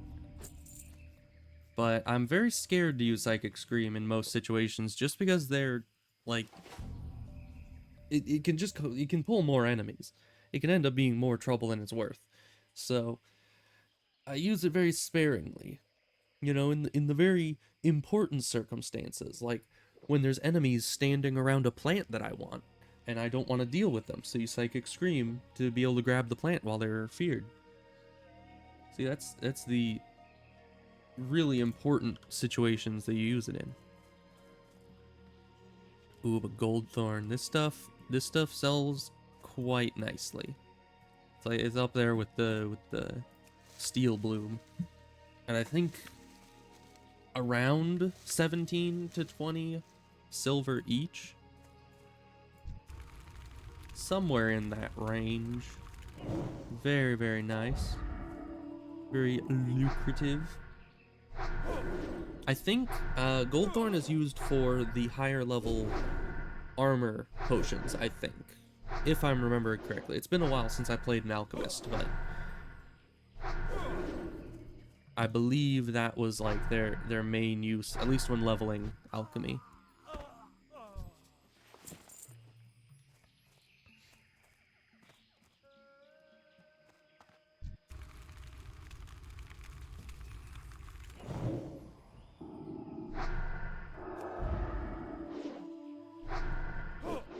Alright. Well, now we're just killing things one-on-one again. So the exciting part is over. Back to the grind.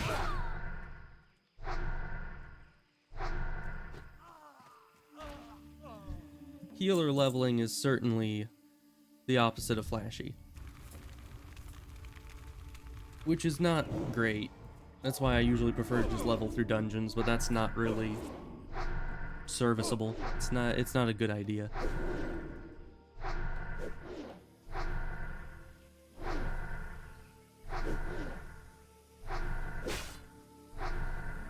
Man, pretty soon I'll have a horse.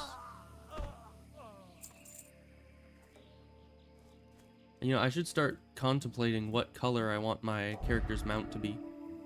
'Cause that's a tough decision right there, you know? The decision's gonna affect you for the rest of your character's life, which may or may not be very long.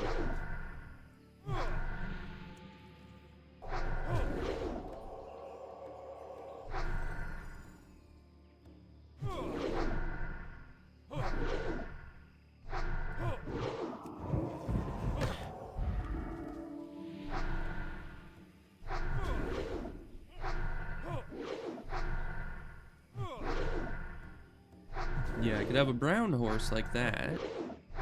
Or I think there's the... Oh, really? He's going for another heal? Man, this guy... I'm telling you. But he's finally out of mana. So we just need to kill him one more time, and then he'll be dead. Hopefully. It's like he regens just enough mana to do another another heal spell. To this rate, it kind of seems like he will. You know what? We're getting this over with.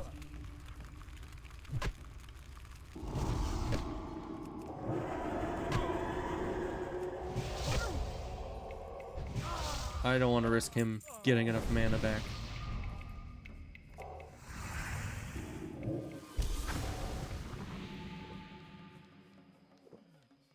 Let's see. I don't think I need to go in there for anything. Yeah, those just have the aminals, so we don't need them for anything right now. And do we need to go into the cave yet? No. I think that's after this quest. We definitely need more jungle remedy, which means more medicine men.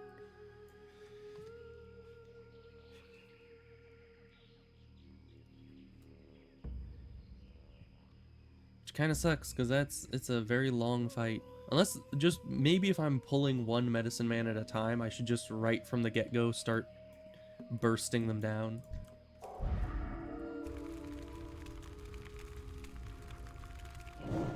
Because obviously the long-winded attempt is kind of ineffective at best.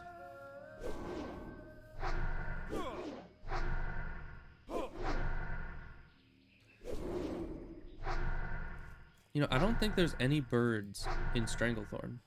Like any bird enemies. There's raptors. Those, I guess, technically have feathers, but there's no birds. Because I'm wanting to figure out where I'm going to be getting all my... Oh yeah, there's stealth enemies around here. We don't have to worry about that. We're going to burst this guy down. Absolutely destroy him. Resist. Why does everything resist my Shadow Word Pain? Like, nothing ever resists my other spells. Only Shadow Word Pain. Nope. 80% of his health. Right there. How is that fair? At all. And now I'm all out of mana, and he's regenerated all his health. And he still has mana to do it again. I hate medicine men.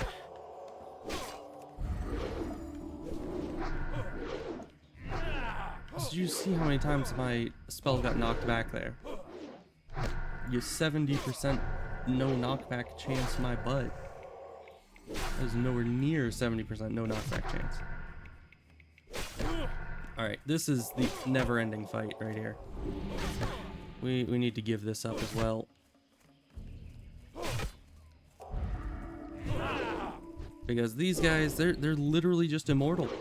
I don't know what to tell you. Because I hate them so much. They just regenerate their mana way too quickly and can end up never dying. Like there, I even tried bursting him down and it just did not work. He still got the spell off no matter how much damage I pumped into him. He's just, they're immortal.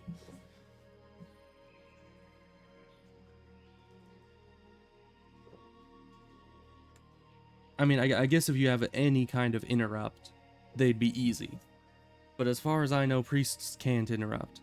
Oh, I could mana burn. See, now that's an idea. You know, you mana burn, get rid of all their... I think that's how I used to kill them. And I just completely forget every time that I have mana burn. Alright, you Wassanian. I'm gonna burn all your mana.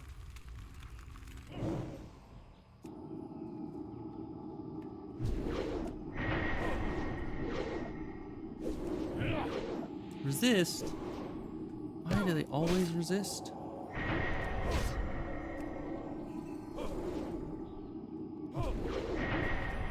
Alright, 0 mana. We just need to keep his mana down anytime it starts to regenerate significantly.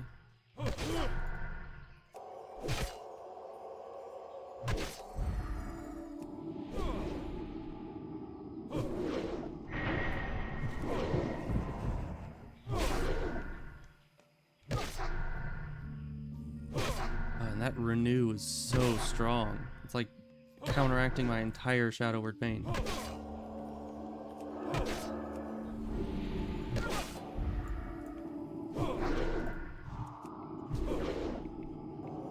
Nope. Don't have enough mana. Yes. He still has enough for a renew though.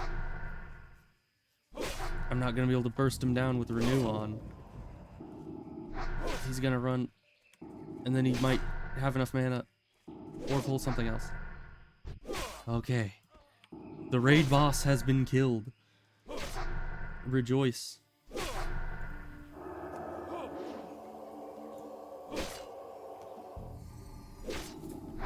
Now for the easy guy, who I would have started with, but that guy would just be spam healing this guy because they do that, so.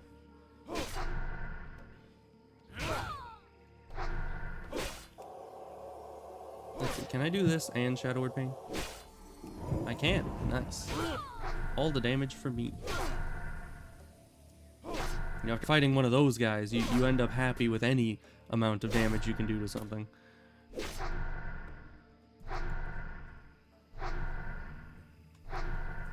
You know, enemies like that, they remind you the futility of existence.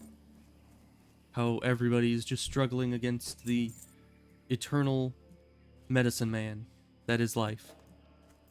Every time you think you have an advantage, they just get enough mana back to heal. It's a sad tale. Anyways, I guess we need to drink more. That's most people's, answer to the medicine man that is life. Just drink your worries away. Except in this case, we're doing it for mana.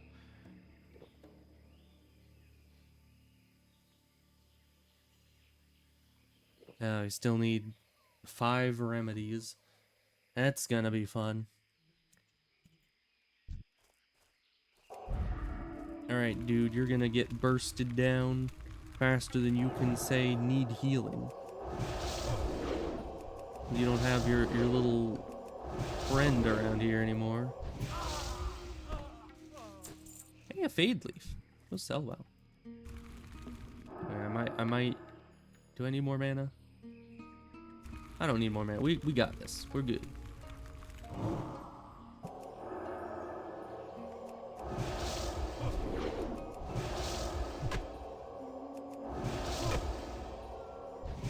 See, we're fine.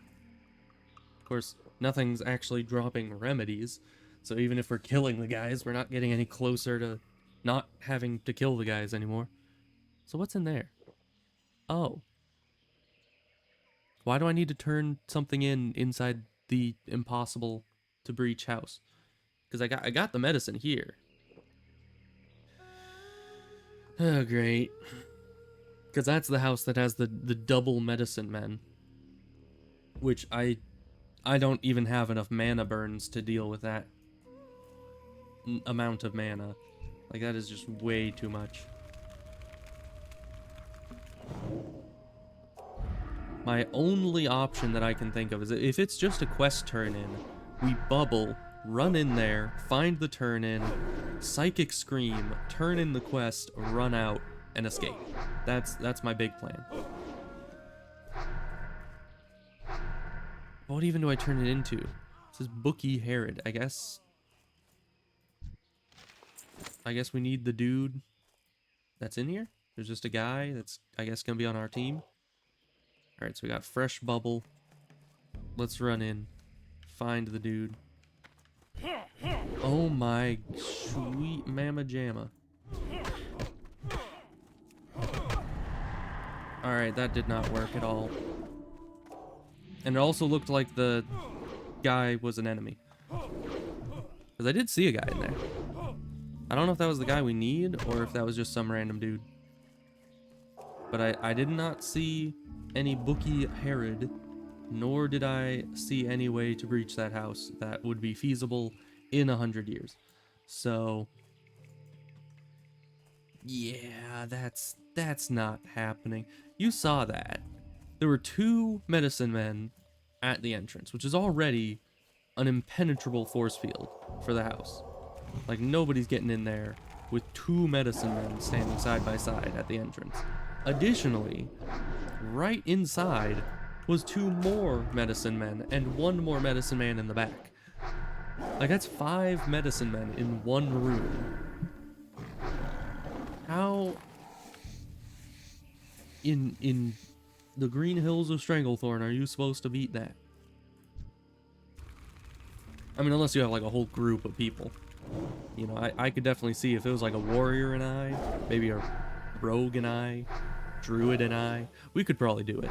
I just don't have the sheer DPS to handle that many medicine men. Yeah, I can barely handle 1 of them. And then there was that boss guy upstairs that looked slightly different. I don't know if that's the quest turn in or what. But whatever quest that's for, that should be an elite quest. Like, how the heck are you supposed to be able to deal with that? I'm getting too used to actually fighting medicine men. I need to stop defaulting to using smite. It's not part of my regular rotation.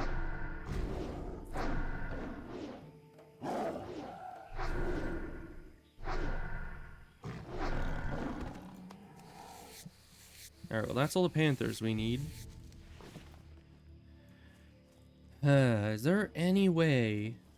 I guess if we have Psychic Scream up... Oh, that's another thing. Psychic Scream, technically, could interrupt their heal spell. It's just kind of incredibly dangerous, because if you end up, you know, psychic screaming them into more medicine men, then it's a bit counterproductive.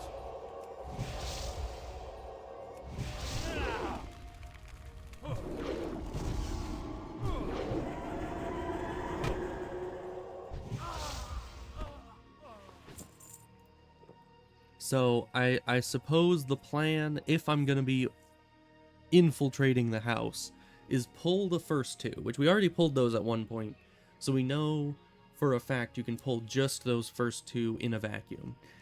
So we'll get those two, and then we'll run out to a safe distance, at which point I'll start trying to kill one of them.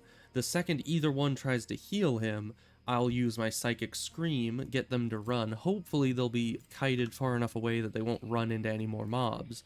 And then I'll burst the one down, then it'll just be a 1v1, and I can win that no matter what. So that is our intricate, very well thought out plan.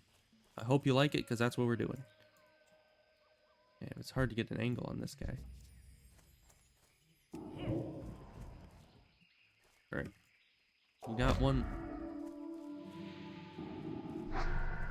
I need bigger distance, further away.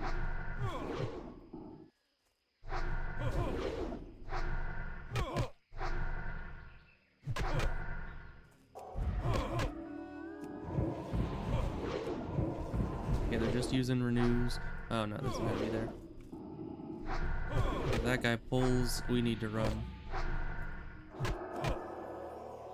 And neither one of these guys are... Really? Alright, well, mission failed, I guess.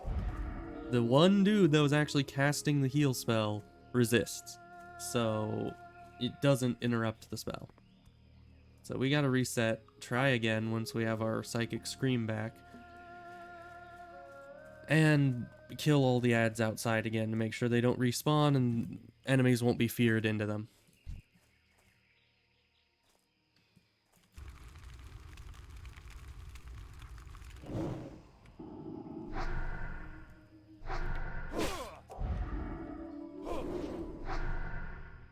I swear, just trying to solo half of the quests in the game is a lot harder than any dungeons you could do. Like, if somebody asked me, would you rather do the entirety of Scarlet Monastery right now, or try to break into this house? I would probably say that Scarlet Monastery would be an easier and more attainable goal. I mean, that's just because I have a group with me. Because as a healer, doing anything alone is incredibly dangerous and difficult.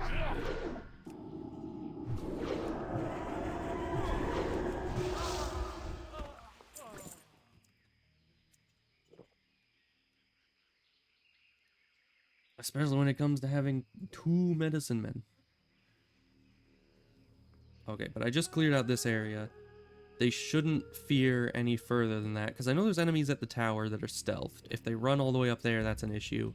If they run back in the building, that's an issue, but there shouldn't be any other enemies in the region.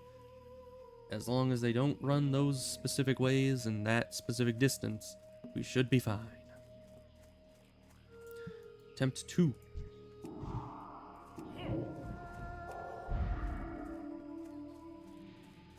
I'm gonna just get these guys all the way over here.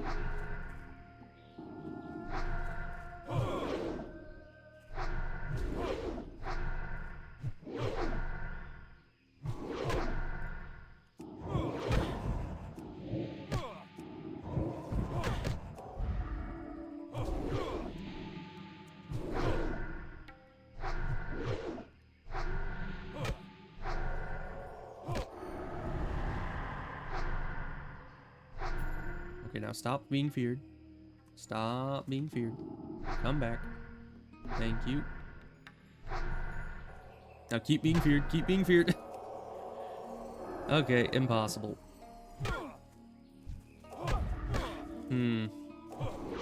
It worked well, but I needed to, the second that they were running away, they just run away so fast. I can't get many spells off if they run out of range within a few seconds. So I was thinking I can just wand him, and by the time he gets back to me, he'll be almost dead. But of course, then they immediately try to heal after getting back to me. So what I need to do is I need to, the second that one of them's low, the other one tries to heal them, and I fear them both, I need to start spamming smite on the one that's low, and hope that he doesn't run out of range within that time frame. Because if he does, we're kind of screwed.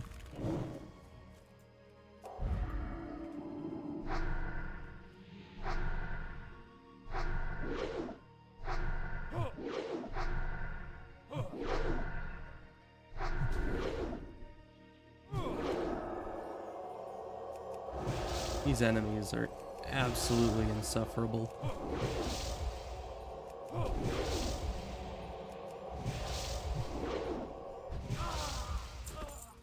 And they even have like such a bad drop rate when it comes to the remedies.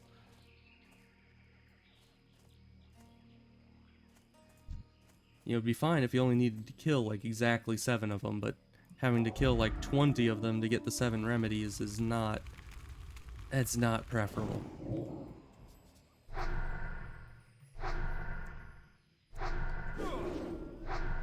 And I don't know, once again, I don't think anybody else has this issue as badly as I have this issue. And that's just because the most efficient way for me to kill things is a very gradual way of killing things.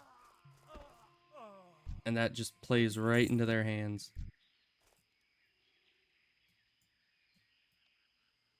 And there doesn't seem to be a lot of... The way that they're spawning, there's not a lot of medicine men we can catch out in the open and alone.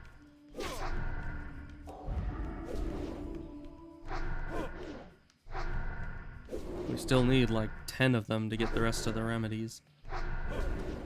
This is always the worst part of this quest line. Like, you'd think in hardcore I'd be dreading going into the cave the most, but no, like, the cave is the easy part. Because at least there aren't medicine men in the cave, I don't think. So let's see, I might be able to get this guy on his own if he runs around this way or just straight down. Oh, come on, dude, I don't need your kind anymore. Just die. Just get out of here. You're wasting all my time. And I don't appreciate that. I don't like that. I don't want it. Not buying what you're selling. So just get out of here. Wasted all my time and all my mana. Yeah, one spawned over there. There's no medicine men in any good soloable locations. But there's not much else that we can do about it, so we just kind of need to stick to it.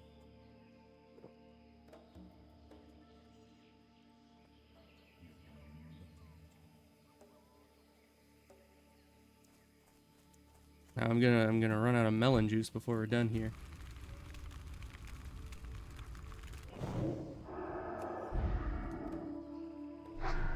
Okay, he pulled alone. That's very nice.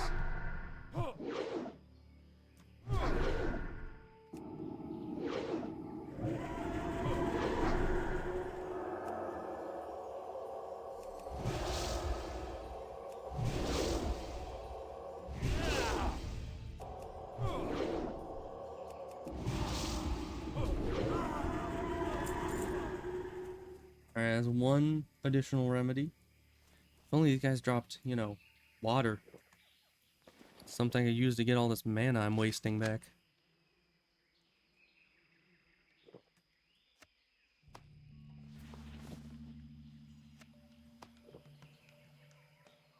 Man, but these remedies also auction pretty well. If I didn't hate fighting these guys with such a passion, I might actually want to farm these guys. Maybe when I'm higher level. And I can actually, you know, farm them consistently.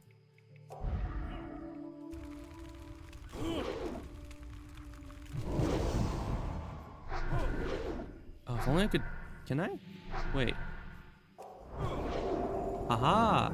I can dispel their renew. That is revelation right there.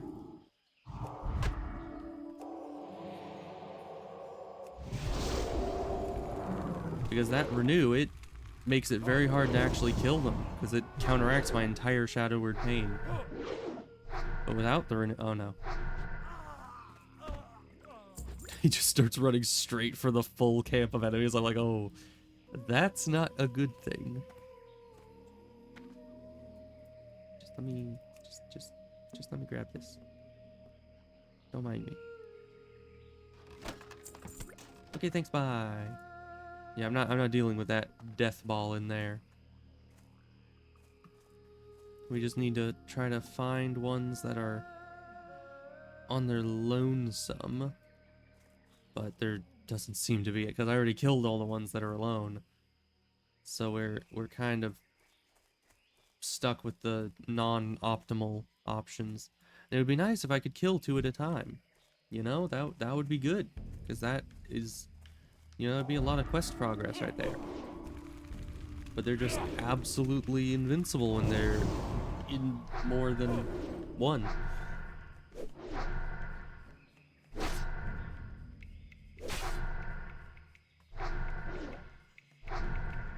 Alright, well, I guess there's nothing left to do other than try to fight these guys again.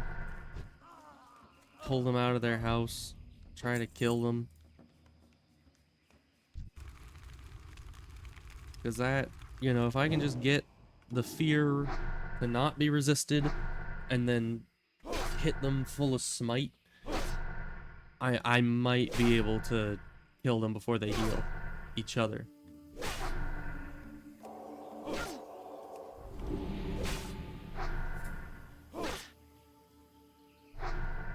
Yeah, I'm getting dangerously low on melon juice.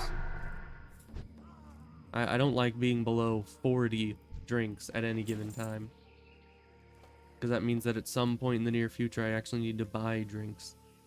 Or somehow find them in bulk. And finding them on command isn't easy, and buying them is kind of atrocious. Because why would I buy something that I can get for free? Ever. There's not a line of sight. It's right there. Thank you.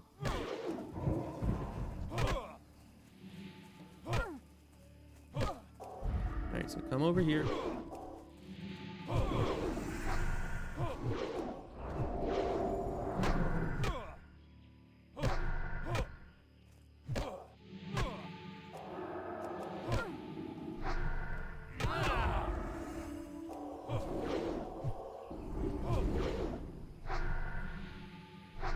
This isn't gonna work.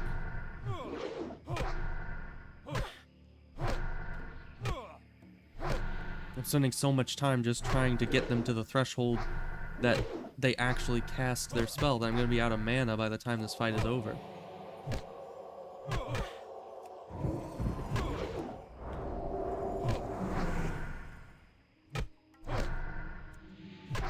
And of course they just keep reapplying. Alright, now you smite. Don't run. Stop running. Please. Please, why do you run so very far away? Okay. We did it. We have done the impossible. We have killed a single medicine man out of the group of 2. And now we retreat and re-engage later. Can you please just leave me alone? I'm trying to re-engage later. Can you not see that? Just leave me be. Stop harassing me when I'm already down.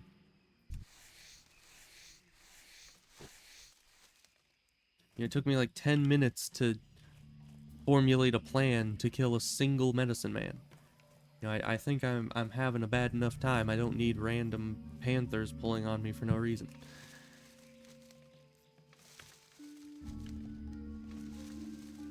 Alright, now we just need to get back there, kill that one Curzon guy outside the house, and then pull the last guy inside the house of that group, all before that one dude I killed respawns. Which hopefully is possible. It should be. Like, in theory, that's a very doable thing. But who knows? sometimes respawn rates are a lot faster than they should be. And even if I kill that other dude, there's still an extra 2 off to the left inside the house, and I think another 2 upstairs. And then the boss guy, whoever that is. I don't know, I don't even know who it is. If that's the dude I need, or if that's a completely different quest, I'm not certain. Because I don't think I ever did this quest, or at least not for a very long time. Because, you know, I usually play healers, so to actually have the ability to do this quest is a rarity for me. And right now, I don't have the ability to do it. I'm just struggling against the,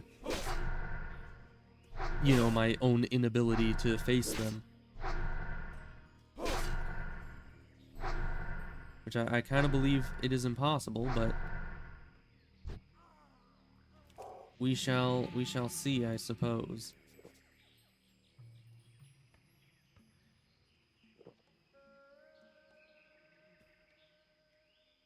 Either way, we're still killing medicine men, getting remedies slowly. So that's what matters.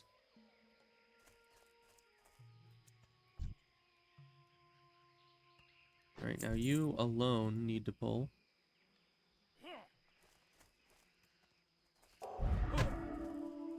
Okay, got you alone. Pull your way back here.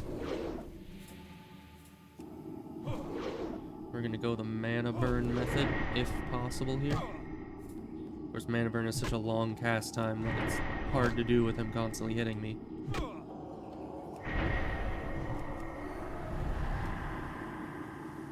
And he's gonna run way out of range. Dude, can you stop that, please?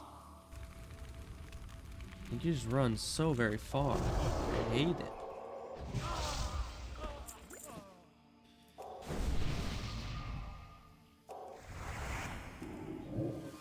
Oh great, and this guy's respawned now. Y'all respawn way too fast. What? What? Why did it waste a... Okay. We're just burning through drinks now. It's fine. I don't need mana anyway.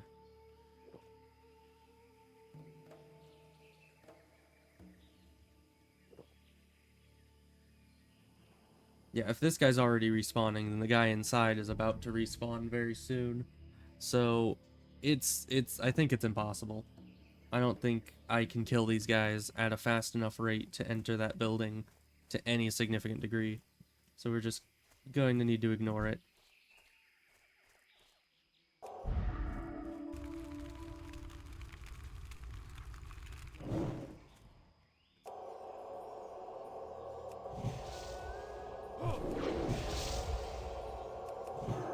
Resist? Why the heck did you resist that right then? You just make me waste 10 times the mana to kill you. Okay, but that was the last one. We are free of the curse that is having to fight medicine men. I shall never kill a medicine man again for as long as I live. Unless there's another quest that necessitates it. But unless that happens, I shall never kill another one again, because they are incredibly annoying.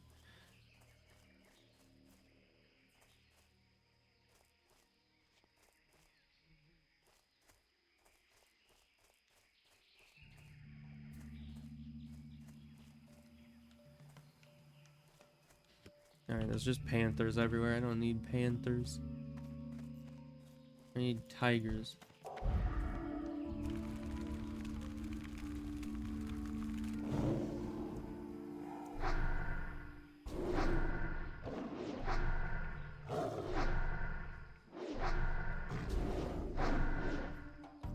Now my brain is like scarred, because I was just looking at this thing's health bar being like, when is it gonna start casting the heal spell? Man, when do I need to start bursting it down? You know, I've been traumatized by the medicine men.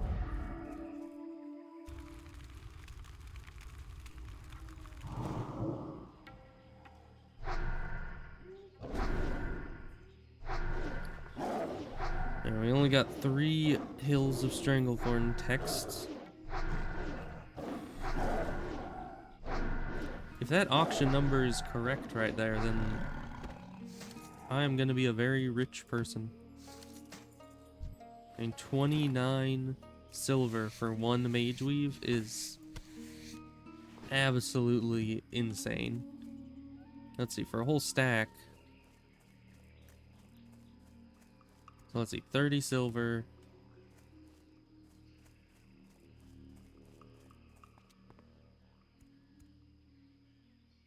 I don't know. My brain is way too tired. Because that would be 30 times 5 times 4. So 3 times 5 is 100 and... Or no, 3 times 5 is 15. So 30 times 5 would be 150, right? And thus 150 times 4 would be 600. So 6 gold. Yeah. Off to a good start, adventurer. See, Ready to I'm turn it big up a smart. notch. If you want to prove yourself worthy of socializing with the likes of these big game hunters, you'll need to prove that you Yeah, can kill I just 10 have like panthers. a Those big processing boys are tougher. time. They're not as easy as the young ones you were killing earlier.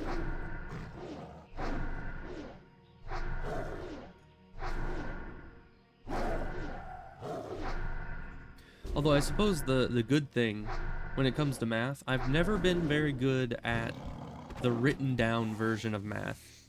But I feel like I've always been slightly better than most at brain math and just kind of logic math.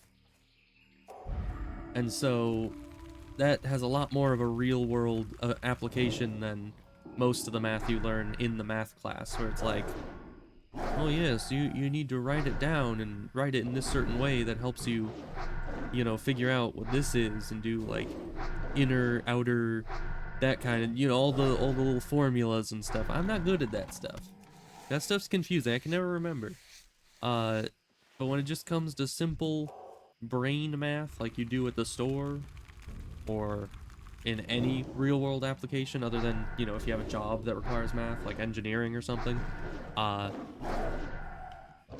most of the math is just simple addition, subtraction, multiplication, and division. And I can do that decently well. You know, certainly well enough to get by. Definitely better than a lot of VTubers. I don't know why. It's like it's almost a epidemic, the amount of VTubers that are just absolutely horrendous at math.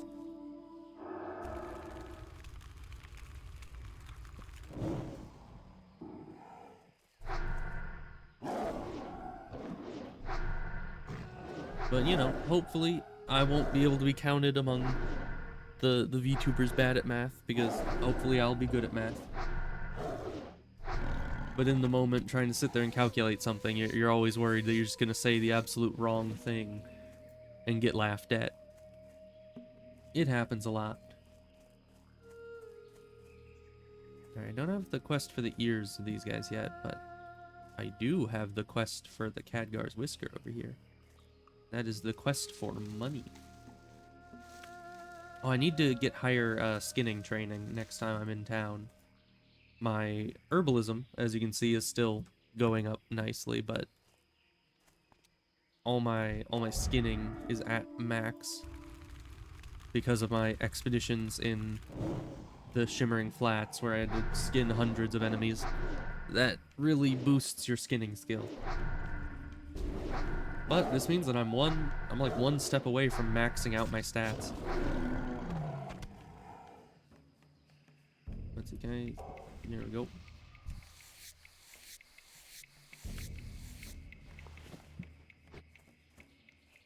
So we just need 2 more of these tigers. Shouldn't be an issue.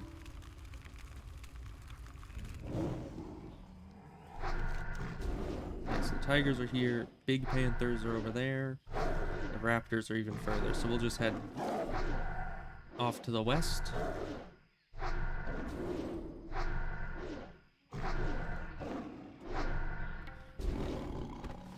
And not east. West.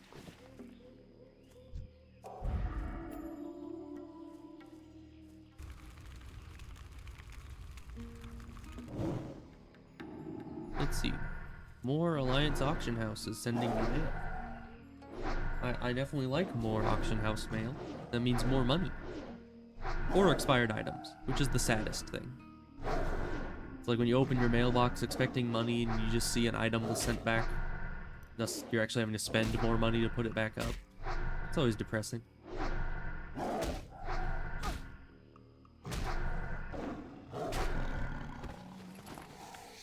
Alright, that's all the tigers. We might as well go, since we're right next to the town, let's go back, turn this in, get the next level of the tigers quest, just in case we run into more tigers as we go for the other ones. I can close this. No need to have it blocking part of the screen, you know? That's also kind of one of my pet peeves, where it's like... Nicely done, adventurer. You are ready. You are learning. It's like people are streaming with a setup with add-ons that are just... They take up 90% of the screen. You know, you can't actually get a good picture. I like everything to be stowed away off in the corners of your screen. So the entire, like this entire middle section here is just all for viewing. Which I feel is important. You know, I get that you probably get some kind of gameplay advantage with having like your health bars down here or something. But I just feel that's too obtrusive, you know? Too in the way. Is obtrusive the right word? I think it is.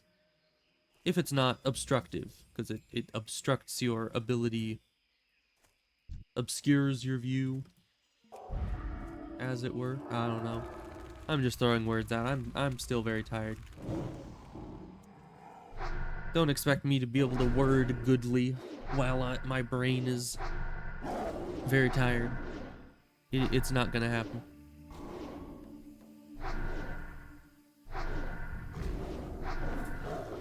Yeah, I don't know why I'm even checking if that guy's okay. I wouldn't be able to heal him either way. He's Horde. Sadly, you can't, like, heal or buff across factions. As far as I know, I guess I haven't tried on this server. Might have changed it for hardcore, but I don't think so.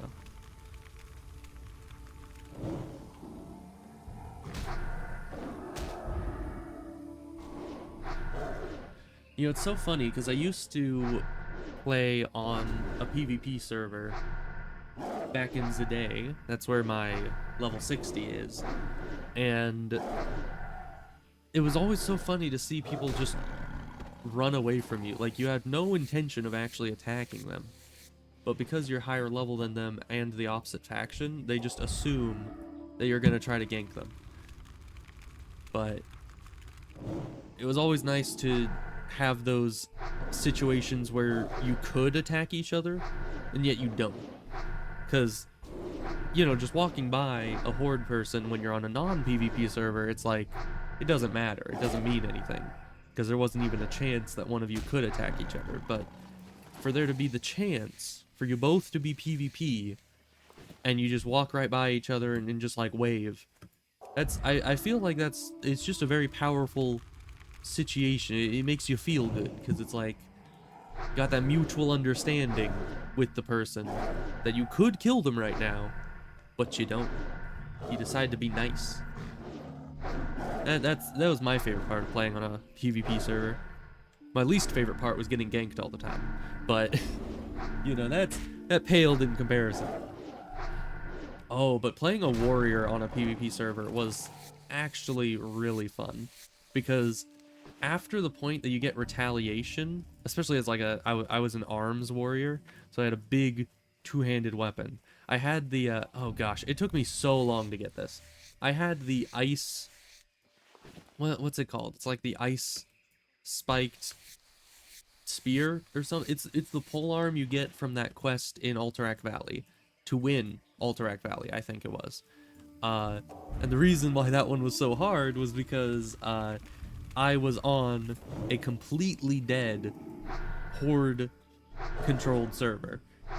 So basically there was only like 10 people on the server at any given time, and 8 of those would be Horde. So to actually get an Alterac Valley, and granted, Alterac Valley and other Battlegrounds were cross-server, because, you know, Blizzard updated that since actual Classic, but it was still very, very rare that you'd actually get, you know, it'd take a couple hours to get any Alterac Valley dungeon pop. And then, the chance that Alliance would win Alterac Valley was incredibly low. Like, I think I played 20 games before I got one win. And that's why that weapon was so very rare on the Alliance, because you just don't win. You know, you play Alterac Valley, but you don't win Alterac Valley. But I got the weapon, and it does big, big damage. And so one time, I was in Fellwood. That's the name of the place. And I was in that cave in Fellwood. And you know that cave where they give you the one quest to go in there? So you go in there and come back out, turn in a quest, and they're like, "Oh, you finished my quest. Now go back into the cave, even deeper, and do this other quest." So you do that and come back, and they're like, "Oh, so that didn't kill you. Well, how about you go even deeper in the and you need to like run back and forth like 4 times. I don't know why they don't just give you all the quests at once, so you can make 1, maybe 2 trips into the cave, rather than having to run all the way through dozens of enemies like 5 times just to finish the quest. And that's if you don't die at all, and it's a very dangerous cave too. You know I am not doing that quest alone on hardcore. That is the kind of quest that I need a group for. But anyways, I was way, way back in this cave, like all the way near the end, that area where there's all those oozes. That's the area I was at.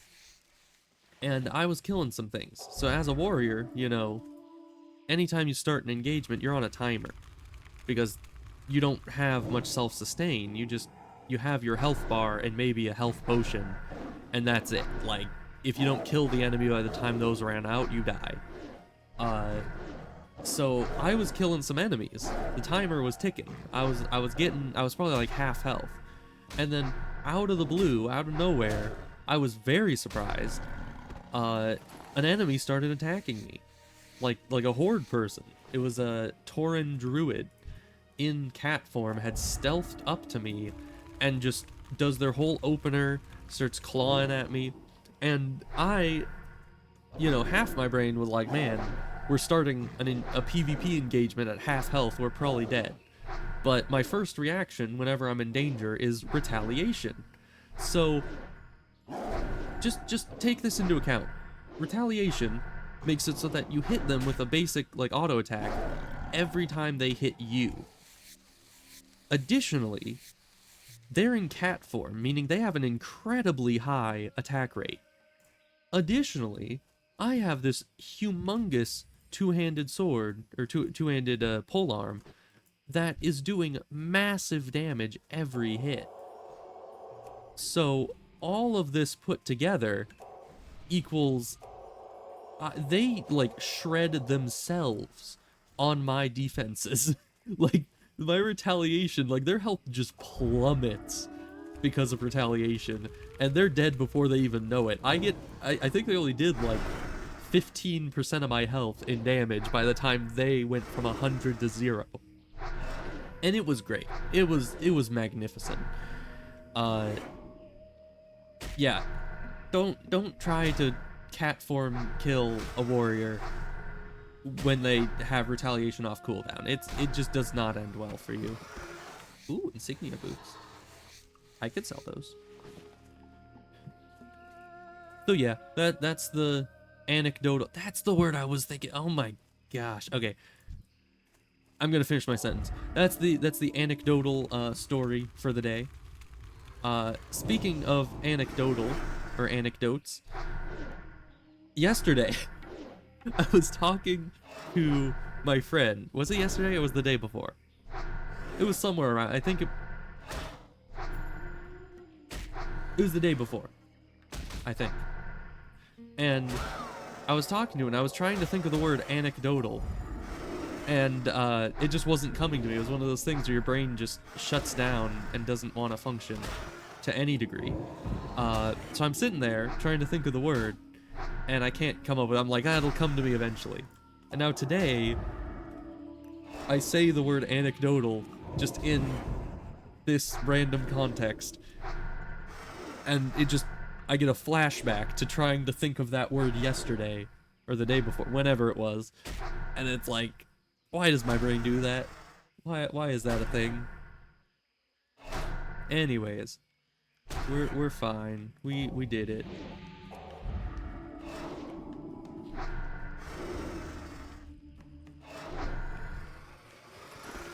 Alright, well, we just casually destroyed 2 raptors. That's fun. We need 7 more of them. That's also fun. Ooh, but these hills right here, they're alive with the sound of steel bloom. You know, there's none there right now, but I'm telling you, if you just follow this cliff around that way, there's like 2 or 3 different spawns for wild steel bloom all over those hills. The tricky part is just not aggroing all the very high level trolls inside while you're trying to pick the precious herb. But I think I'm gonna detour and just waltz along this cliffside and see if I can't get those, because that's a lot of money. And I need that money for my mount, you know? Because me having like 70 gold between me and my mule, that's not enough.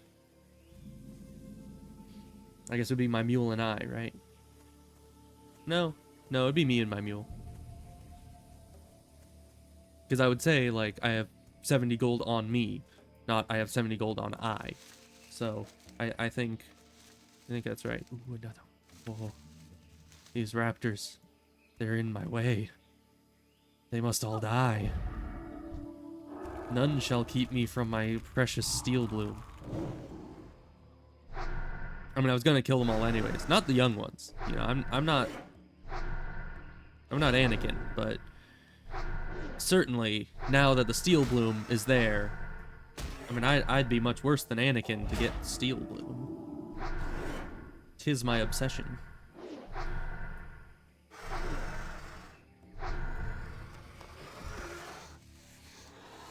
Let's see, what level are they? They're green, so not an issue. Not an issue at all. You just need to kill the child first, burst down the babies.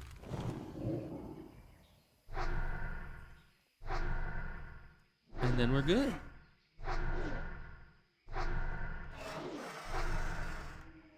You know, I always say bursting babies is my specialty. It's like a famous quote of mine.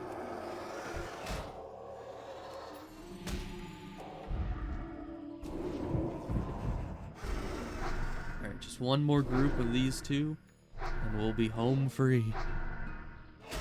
They've guarded it well, but not well enough.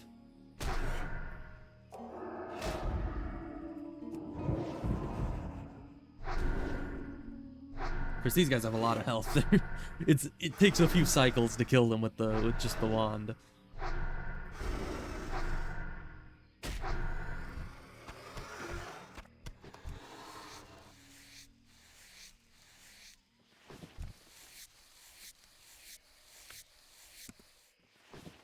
Alright, we might want to get some mana back, but at the same time,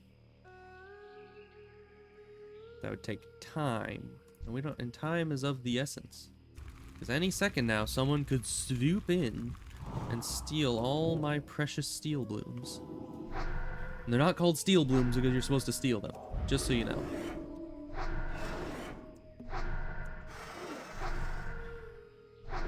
Okay, but I just thought of the most diabolical thing a human could do.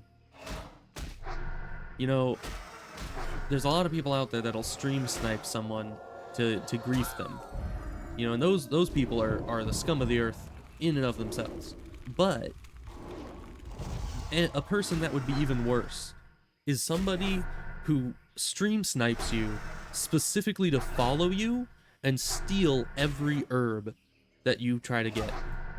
That would be the absolute, like, worst thing a human... That should be on, like... That should be in the Geneva Convention. You know, that's a war crime. I would... If somebody did that, like, 5 plants in, I'd mock Garroth. Like right there. I'd just be like, you know what? If you're gonna be stealing my, I'm not garroting you. I need to stop this now. Or, you know, I just wouldn't try to get plants on my character. I'm just saying, it is a heinous crime. I can't even, you know, I have a dark sense of humor, but I can't even believe that my brain could conceive of such evils. Of such crimes against humanity, you know? It kind of scares myself just knowing that my brain could think of such things.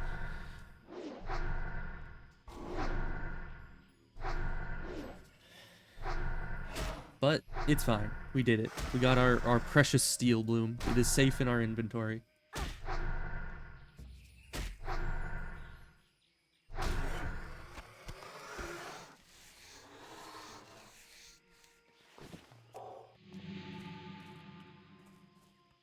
All right, we're gonna follow these cliffs for a second. See if we can't find the precious steel blooms somewhere along these cliff edges. See, like that fade leaf close enough. Yeah, but I think I need to approach from that direction because there's trolls up this way, so we're gonna have to go around. But worst case scenario, I can always just psychic scream pick the plant. Oh, and there's a secret. You know, I'm gonna let you guys in on a little secret. There's a plant spawn, I think up here, like right in that little area there, and that is it's a secret place. You can't tell anyone, but there's usually something good up there, like a steel bloom or a fade leaf or a Khadgar's whisker, something decently high value at the very least.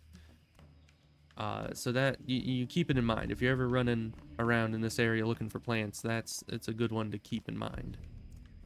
Cause yeah, I think it's this little flat spot right there. Usually has something. If someone's been here recently, it won't. But yeah, it looks like someone's been here. But and there they are now. See, take that as a lesson. That's what happens when you steal my plants.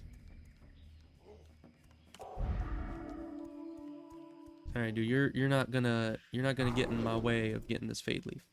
I tell you what.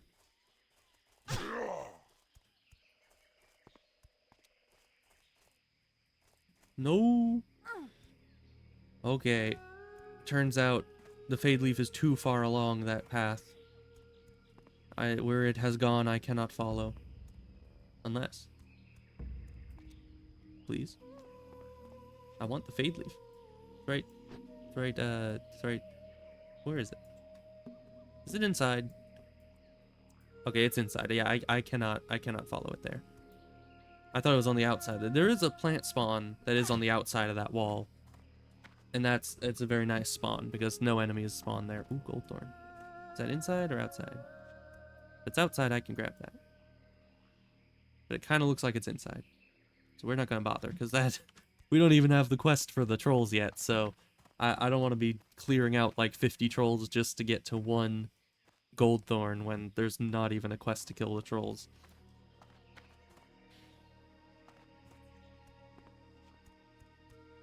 Oh yeah, I'm also probably going to be skipping the, what is it, like troll lore? I don't remember what the quest is called, but it's the one where it's like, go to these places and look at these tablets. And it sounds like a really easy quest where you just walk up and click on some tablets and you're done. But in reality, it is incredibly dangerous. Because there's like the one down in the elite Murloc area. Are they elite or is it just underwater? Or is it both? I don't quite remember. Oh. Those are elite. Remind me not to, why is that an elite rare? I don't think that's a rare. Why is there just an elite crocolisk on the shore? It's a bit random and a bit terrifying additionally. Let me up. Just let me up. My greed for steel blooms brought me down this cliff, and then it was very, very difficult to climb back up. You see, kids, that's what happens when you're very, very greedy. You may make lots of money from all the steel bloom, but you're gonna end up wasting time being stuck at the bottom of a cliff with an elite crocolisk. You know? It's a classic circumstance. Everyone's there at some point in their life. You know? So let's see. We got about another hour.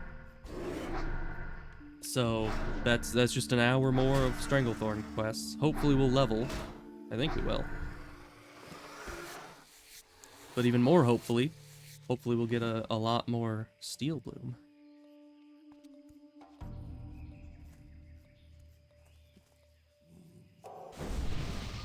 Let's rebuff. Now, I know that words are very complicated, like the history of words and where they came from and why they mean what they mean, but it's weird that, first of all, I mean, I guess it's kind of a colloquialism of saying buff as in being buffed in a game. I don't even know where that came from. Like, maybe somebody got a really good buff and said that they are now buff, and thus they started just calling them buffs. I don't know. I would need to look into the history of that usage of the word, but the thing that I'm thinking of is to say that because you can be buffed, and then if you reapply a buff before it finishes, you are getting rebuffed, but then being rebuffed is like, I mean, the only context I know that from is like if you're trying to initiate a romantic relationship and they deny you, you get rebuffed. But I don't know any other context for that word. All I know is that that's what comes to mind, because I know that because RimWorld specifically, you know, if somebody, oh yeah, that is the elite Murloc area. Yeah, like if somebody in RimWorld is trying to form a relationship, they can get rebuffed,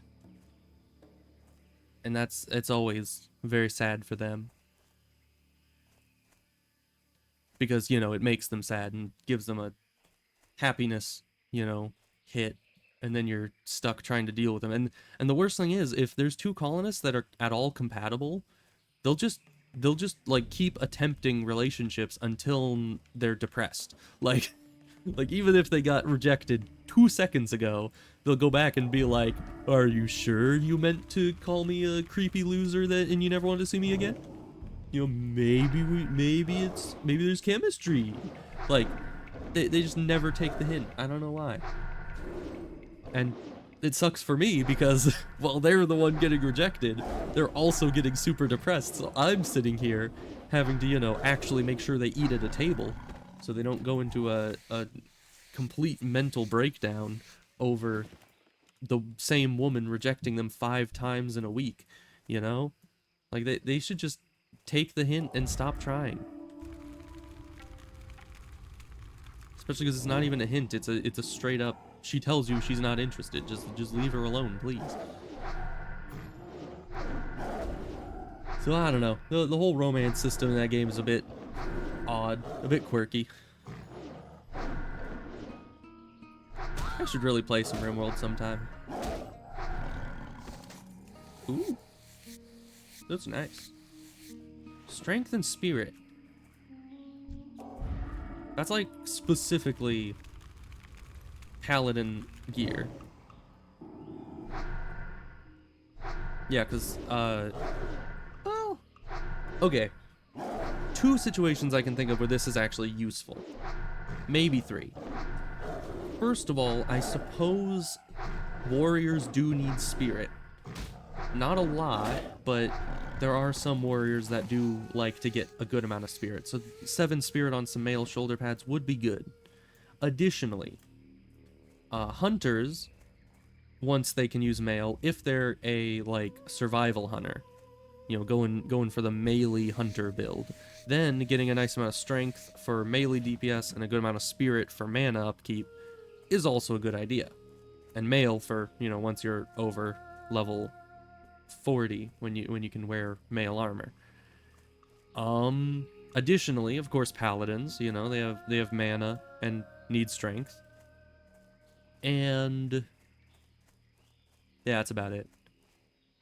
I don't think I can think of any other circumstance where, you know, having strength spirit male is really an advantageous situation. It just seems very niche. And it doesn't sell for much more than its vendor price. I'll of course check that again later once I'm at the auction house, but it isn't looking very promising. Okay, there's some more Stranglethorn Tigers over this way. So we'll finish that up as fast as we can and then go turn in. You know, these hunting quests are always very nice.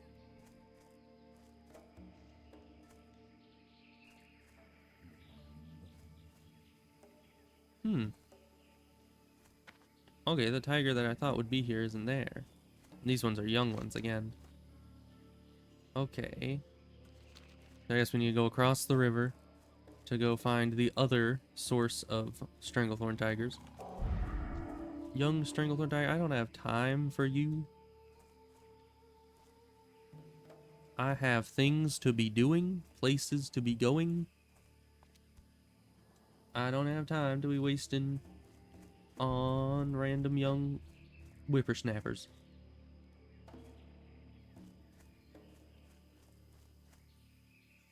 Hey, free skin. I always have time to waste on free skin. Because it's free for me, not for thee.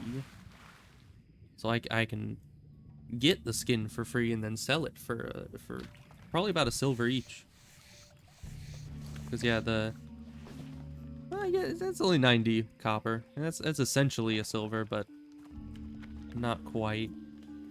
The heavy leather though is 2 silver each. And see, I just made 2 silver. That's good. It's very nice.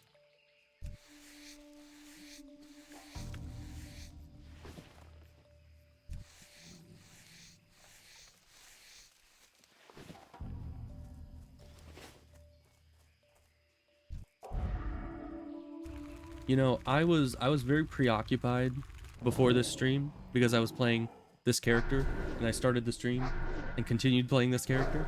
So I've been playing this character for like, well, let's see. Let's do some math. I've been up since 8. I started playing right about when I woke up. So 11 I started the stream, so that's 3 hours of playing before the stream, and then another 3 hours of playing during the stream. So that's 6 hours straight of playing this character. And I only took a break to eat a bit of like a few Ritz crackers, and that's it. So I probably need some food right after this stream.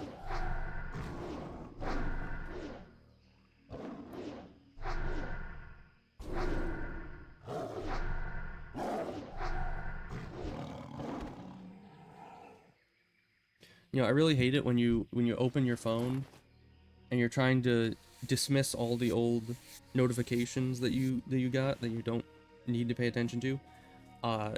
And then right as you're about to dismiss the top message, it like sends in another notification, so you dismiss it immediately on accident and you can't even see what it was. That's always annoying. I just did that because I'm expecting a text at some point. And so I was looking at my phone like, man, did I get the text? And tried to swipe away all the old notifications and something popped up. I was like, I hope that wasn't the text. Oh no. But it wasn't. I checked. We're fine. This is another Khadgar's Whisker. Not great. It's good for my herbalism skill, but not good for selling. Just barely above the vendor price. Quite unfortunate. I wonder why that is. Why is it so dirt cheap? It's just like Mage Royal. Do I have any Mage Royal on me? No, it doesn't look like it. But Mage Royal, it sells to a vendor for 15 copper and never really sells in the auction house for much more than that. Like, I think the highest I've seen has been like 26 copper per. That's like barely worth going out of your way to pick. The only reason I ever consistently went and picked every Mage Royal I saw is because Mage Royal actually has a slight chance of dropping Swift Thistle. And that stuff sells for like 11 silver each, so definitely worth it on the off chance that you get a Swift Thistle, but quite annoying to have the Mage Royal be so cheap. Especially because early on, the Mage Royal is like the pinnacle of what you're able to get. You know, it's like the highest, easily attainable skill requirement on herbalism. I don't know if that made any sense. It did to me, but I'm tired. Steel Bloom. What are you? Khadgar's Whisker. I mean, I like the Khadgar's Whisker, but I'm not gonna go as, you know, tunnel vision for the Khadgar's Whisker as I do for Steel Bloom. That right there. I have 6 Steel Bloom at approximately 20 silver a pop. Oof. That's like 1.2 gold right there.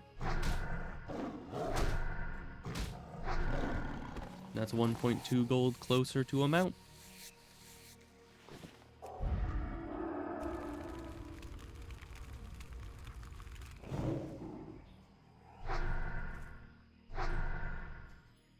So yeah, there's a Khadgar's Whisker somewhere that direction. Probably around right there.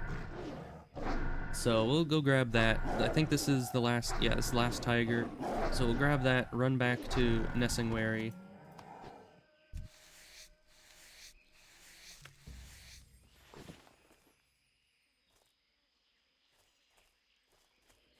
Hopefully this guy doesn't pull, or else I'm gonna have to fear him. Yeah, you keep running. And don't come back. Really? Yeah, you keep running. No, keep running. Keep running. Okay, thank you. Perfect. Goodbye. See you never. I got your whiskers, and that's all I care about. But yeah, that failed attempt was not at a good time. It's just like, he's running on back towards me. It's just fail. But I got it, just in the nick of time. I don't know who Nick is, but apparently he has a close relation to time. Or maybe Nick is the name of the guardian of time. Maybe that is the true name of time itself. Do you even know what I'm saying? Because I don't. You know, that if you knew what I was talking about, that would make one of us. Yeah, that's just how it is sometimes. Dude, you want a free heal? Hey, your panther's over here.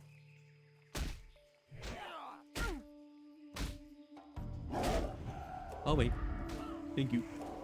Here, have another heal. I'm taking the Khadgar's Whisker.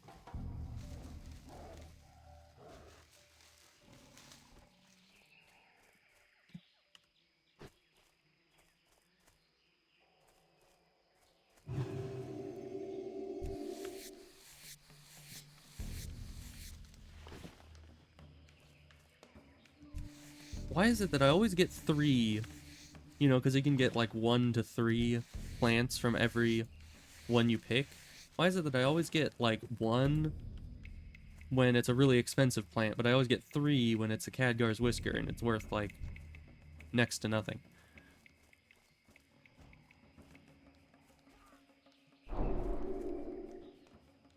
Oh. Thank you, my good man. He already has a Fortitude, so I can't buff him with that. Because I don't have the improved Blessing of Fortitude like these people. Because I don't go Discipline. I have 0 Discipline. I only have Holiness.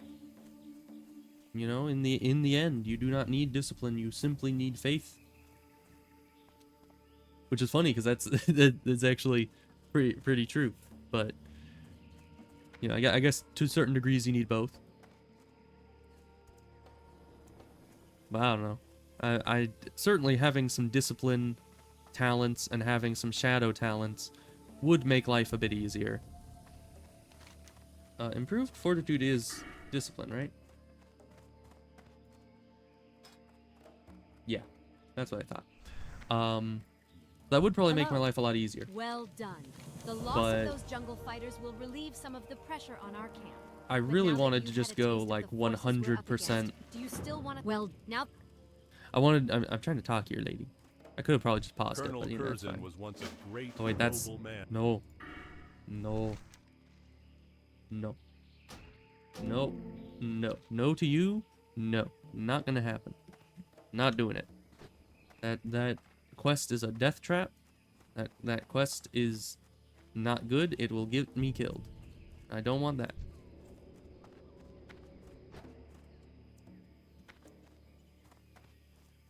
But yeah, it does suck that sometimes, like, people in my group will have powered fortitude on themselves, but it's the improved version, so I can't rebuff them until that version has run out. So it's just like, oh, there's 5 minutes left on it, but I'm trying to, like, buff everyone all at once so they all, you know, all the buffs run out at the same time, and it makes it more efficient to, you know, keep all the buffs up. But you can't do that because Jimbo over there has like 6 extra stamina on their powered fortitude, and even though it only has 5 minutes left, so in 5 minutes you're gonna need to buff them right in the middle of combat, you can't do it. You can't override it. Kind of sucks. But I also don't want to go like 2 layers deep into Now let's step up the discipline challenge and just to see get if you're that. up to it. Venture into the jungle and bag yourself 10 of those bloody lash-tail raptors. Let's see what you've got. I am impressed, adventurer. You are progressing quite well.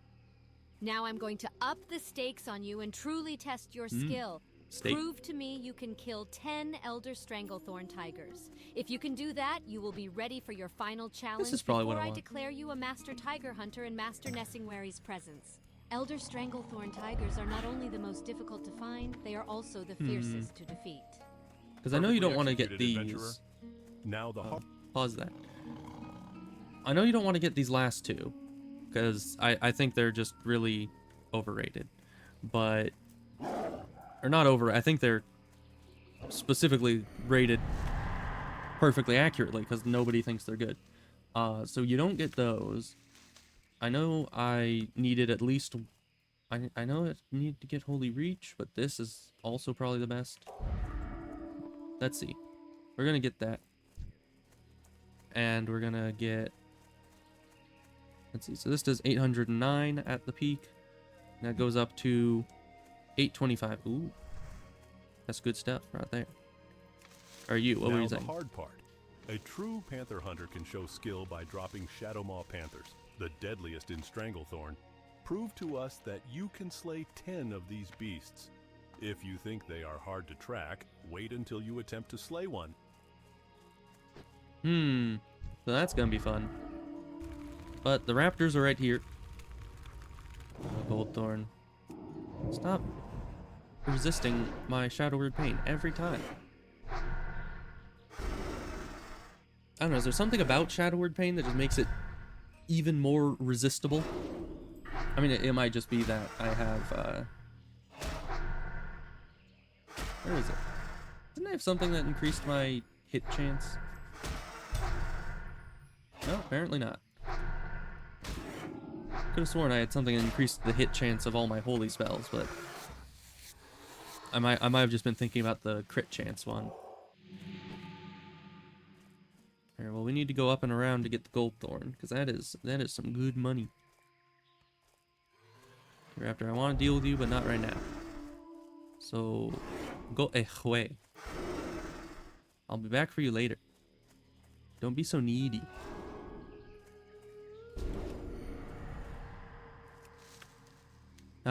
It's good to be a priest. Only one. See, it's exactly as I said earlier. Whenever it's a high value item, it only gives me one of it. But these things, 20 silver as well, like right up there with the steel bloom. Goldthorn is another big one. The Fade Leaf, how much was the Fade Leaf? It's not bad. It's not like one of the big sellers, but it's also not selling badly compared to its, you know, vendor price and all that. It's all proportional.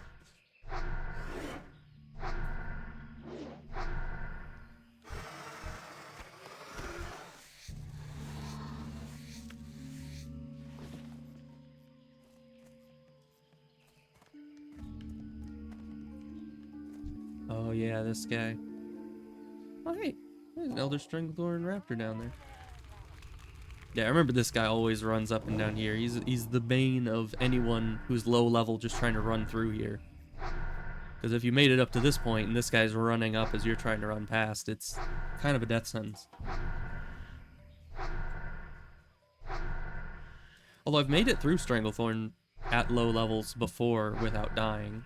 It's not an easy thing to do, but it's not impossible. You just need to be a very survivable class and be very cautious and attentive. And be slow. There's also a time where you know that horde patrol that walks all the way up and down Stranglethorn. There was a time where I thought that NPC attacked you. So anytime I'm running through Stranglethorn, I would stay like far behind them and try to find a way around whenever possible, but it turns out they don't attack you. I mean, don't take my word for it if you're trying to run past on hardcore, but as far as I know, they just leave you well enough alone.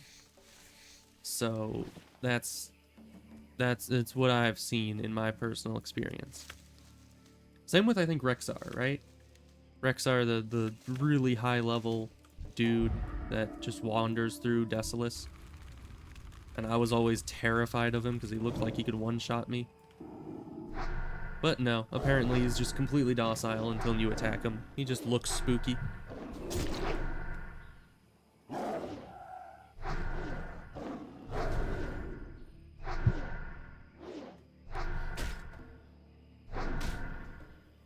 Yeah, Morg's online. Our distinguished guild leader. That's very nice.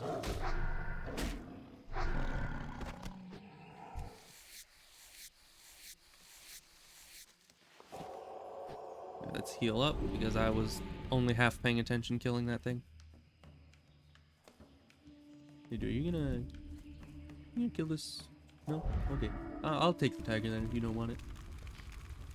It's always hard to tell when somebody's like nearby a mob but they're not attacking it if they are, you know, setting up to attack the mob or not. You know, the last thing I'd want to do is steal a mob from someone on accident. You know, if it's on purpose, then, you know, they probably deserve it, but on accident, that just feels bad.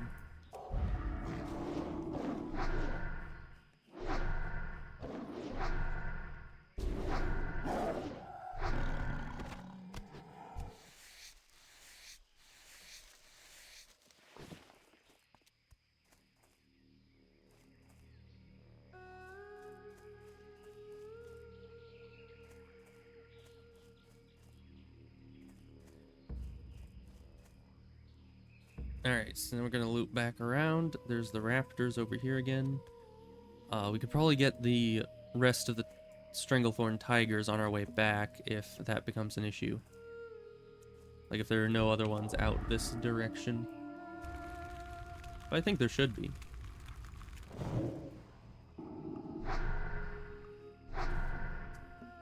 Oh, hi, other raptor that just respawned right on top of me. Nice of you to join us.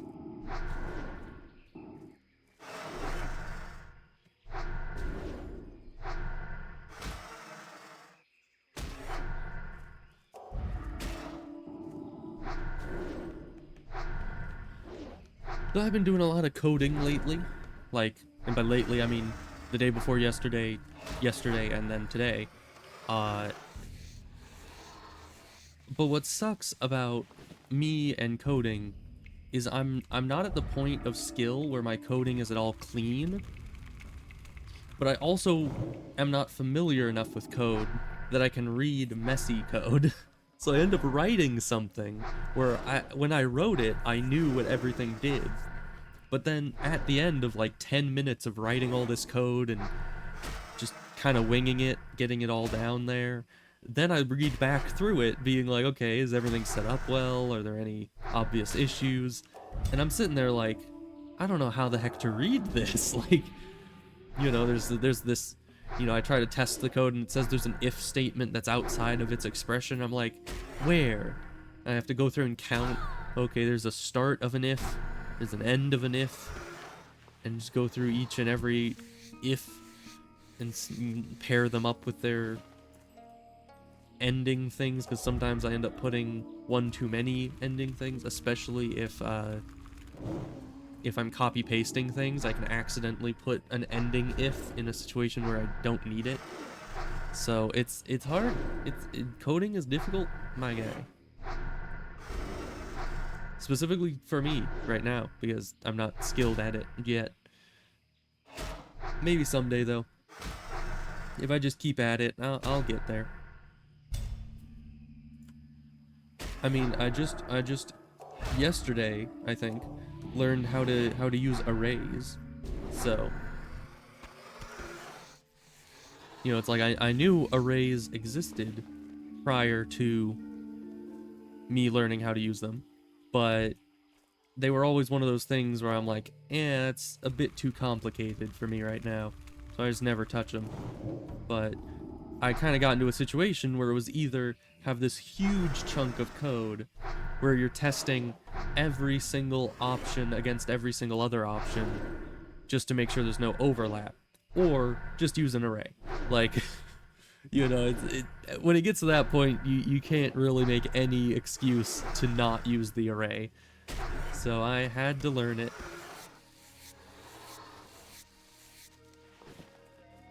And, you know, of course I used other code as an example to learn how to do it, because for whatever reason I need to, like, I don't know if this is how everyone learns code, but what I do is I basically just look up examples of code from anyone who's sharing it. So I'm trying to make an array for a specific thing. I look up that issue, and usually there's someone talking about how like someone trying to do the thing I was trying to do, and someone else answering, this is how you do it. And they give examples. And so that's how I learn. Like, I need to do that maybe a dozen times, the same thing of looking up different iterations, and then eventually the syntax just burns itself into my brain. And then I remember how to do it on my own. But until that point, it's just always, I need to rely on someone else's expertise to be able to do it until I memorize it, which takes a while. But I've memorized a lot of the basic stuff so far, which is good. It really speeds up the whole process. Although sometimes, I'm telling you, sometimes there's just some weird parts to the syntax that I just don't ever remember. Like, it really doesn't like it when you just have one equal sign on certain things. Like, sometimes it's fine. Sometimes it doesn't care. But other times, if you just have one equal sign, it's like, does not compute. So you need to either type is as an equivalent, or EQ, which I guess means just equals in shorthand, or you need to have 2 or 3 equal signs. And all of that means is equivalent to. But just a regular equal sign does not. And it's weird. But, like, at other times, it's fine. Like, I think if you're just doing, like, this attribute is equal to 5. No, that doesn't work either. There you still need the double equal sign. What situations do you not?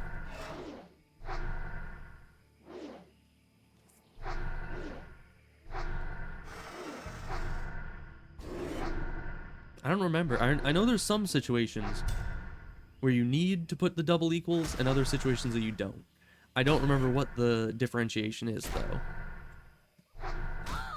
But all I know is I sigh very heavily every time I test my code and I see error in if statement. You need to use something that says that it's equivalent.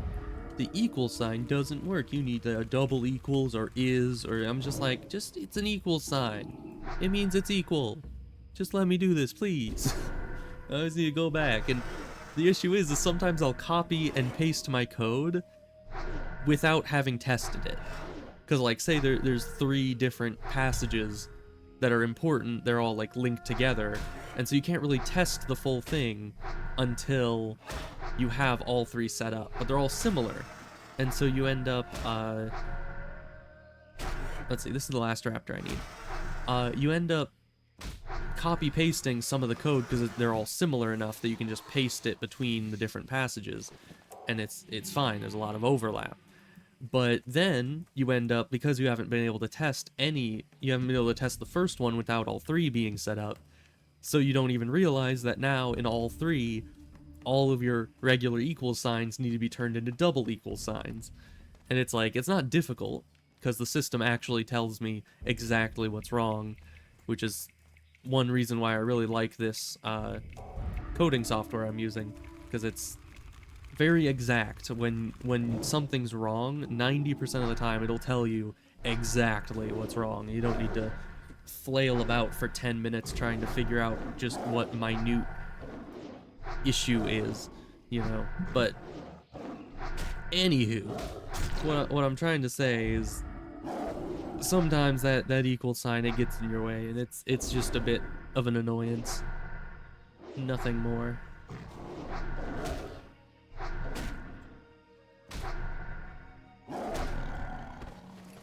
But yeah, I've dabbled a lot in coding over the last couple of years, I think.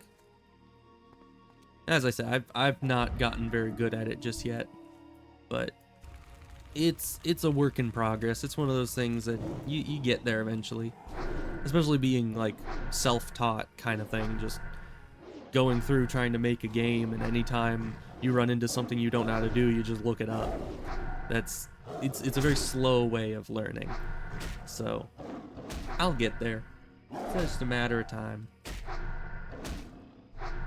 And I'm getting real close to being at the skill level needed to actually make an actual game. So, like a simple one, not one with nearly as much depth as I would like, but certainly it is a workable one.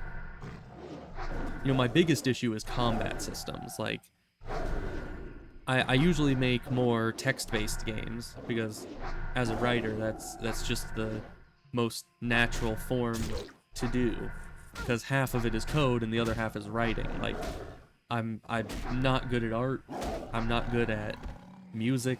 I'm not good at anything like that. So to try to make a game with graphics and background music would be way out of my comfort zone.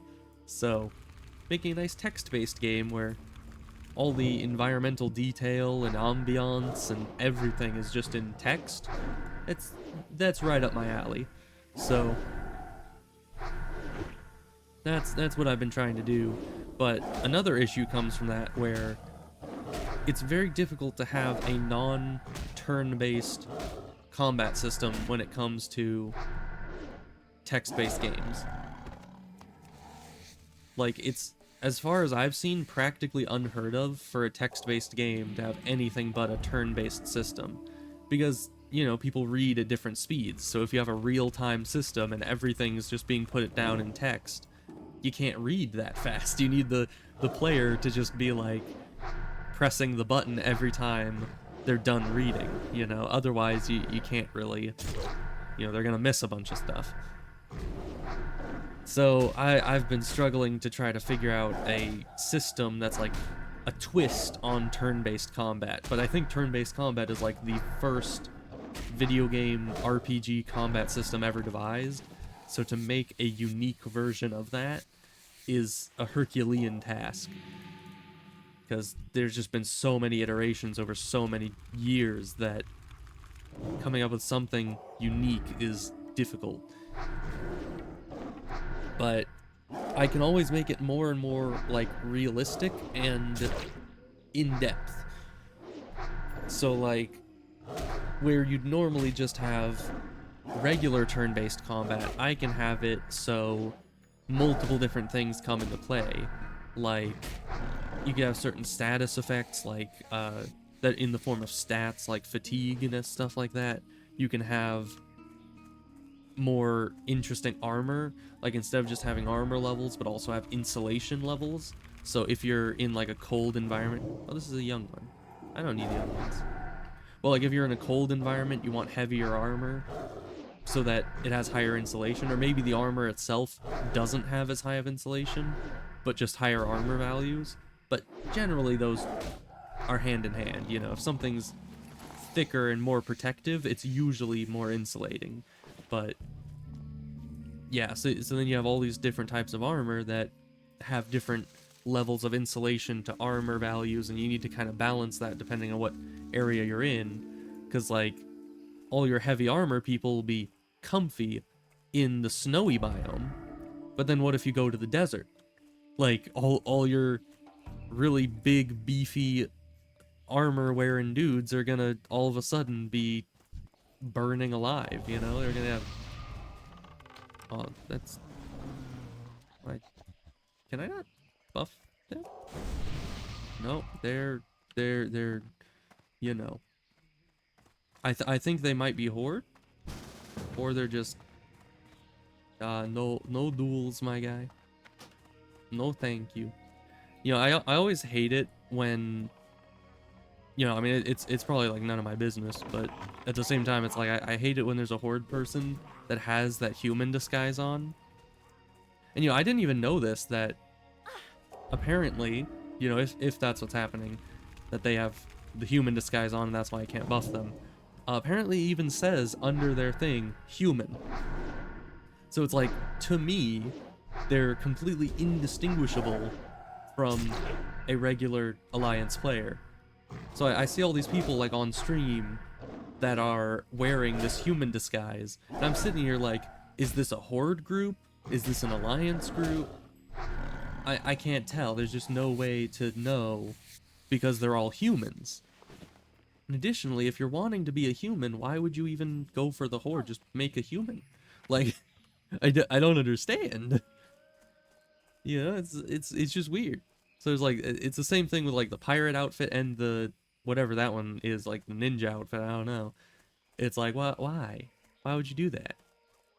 You know, I guess it's the closest thing to a transmog you can do, but it's the same transmog half the WoW population uses, so I don't see the point. But once again, just something I don't fully understand, and somewhat a slight pet peeve of mine. Just like, why would you do that?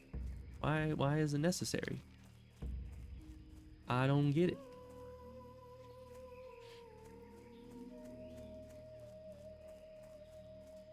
It also sucks because I'm the kind of person that always tries to buff people whenever I remember to, so to not be able to buff the person is certainly That's how you get a sucky. trophy or two over the old hearth. Nice killing, adventurer. Let's see how you handle this next challenge. There is a cagey breed of raptor out there. We call them jungle stalkers. They are far more difficult to track down and kill than the other breeds you've been trying your luck at. Kill 10 jungle stalkers, and I'll tip you off to the best hunting yet. Most impressive. I believe you are almost ready. Here is the Best final hunting, challenge that I huh? will put forth. We've been tracking an elusive tiger for weeks. We call the beast Sindal. See if you can do what no person has done before. Hunt down and kill Sindal. Bring me her paw as proof of your accomplishment. Sure thing, Tracking her boss. down will be no easy task. Yes it will. I have Questy. Thus, tracking anything is an easy task. Alright, well we got lots of good stuff. Just trying to organize all my auctionables, which is like half my inventory, if not more. Alright, there we go. These 2 bags are things I'm probably going to try to auction. Safe travels. Everything else is just free space. So let's see. We can't do that quest. That quest's orange. So are these. Ugh. Alright, next stop I think is Booty Bay. So we're gonna run down the road, go to Booty Bay, because I know they have a few quests there that I can do, like the Crocolisk quest, the Blue Crystals quest, stuff like that. But you know, that's kind of the issue with Stranglethorn encompassing such a large number of levels, all the way from early 30s up to low 40s, or maybe even mid 40s, is that you end up coming here in the early 30s to do the early quests before they turn gray, and then you have to leave, go do something else for a few levels, come back, do the quests that are now yellow, and then leave again, and come back again. It's like you just keep jumping back and forth between this zone and every other zone that's around your level. Dang it. It always happens.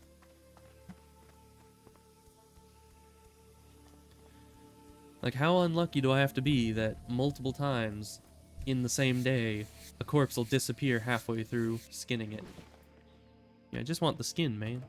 Just let me have it.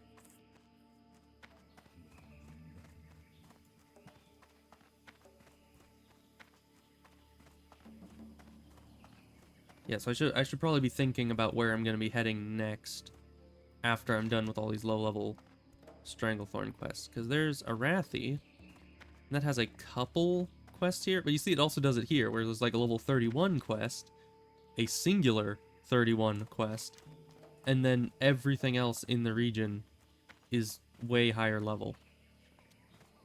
And it's like, why would you do that? I don't like it. Because I'm not going to go there just for 1 or 2 quests, but then when I do eventually go there for the higher level quests, there's going to be one there that's gray. And I don't like that. I don't like that at all.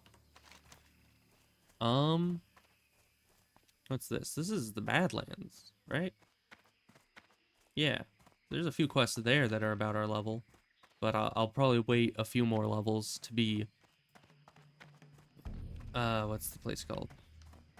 It's not Uldamon, is it? No, yeah, it is. Uldamon. Until I'm Uldamon level.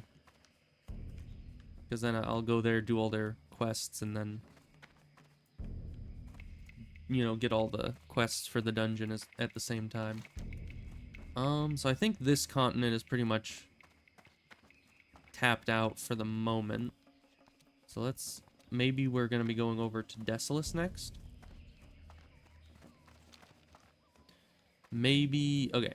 The plan is, we finish up any quests in Stranglethorn that we can do. Then we go here and do the few quests that are in this area.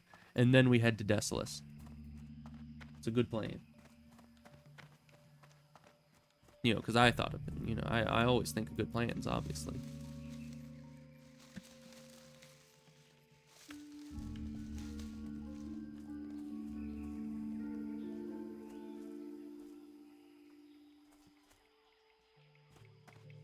And then, of course, after all of Stranglethorn that I can do now, and Desolus, and Dustswallow Marsh, I think is the name of the Theramore place. After all of that, we should be high enough level to do Scarlet Monastery, and then I'll just spam that for like 3, 4, maybe 5 levels. Because I really like Scarlet Monastery. I could probably do that like 10 times in a row and not really get bored of it.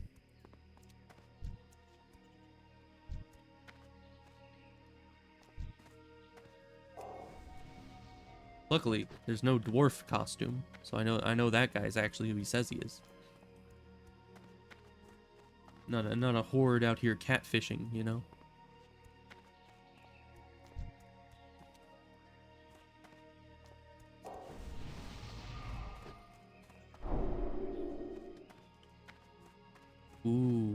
Ooh, Purple Lotus. I haven't gotten a Purple Lotus yet.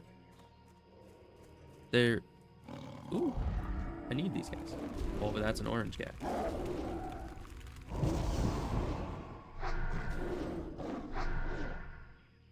Yeah, I probably won't be able to grab these because it's up in the troll area, and that's a bit spooky.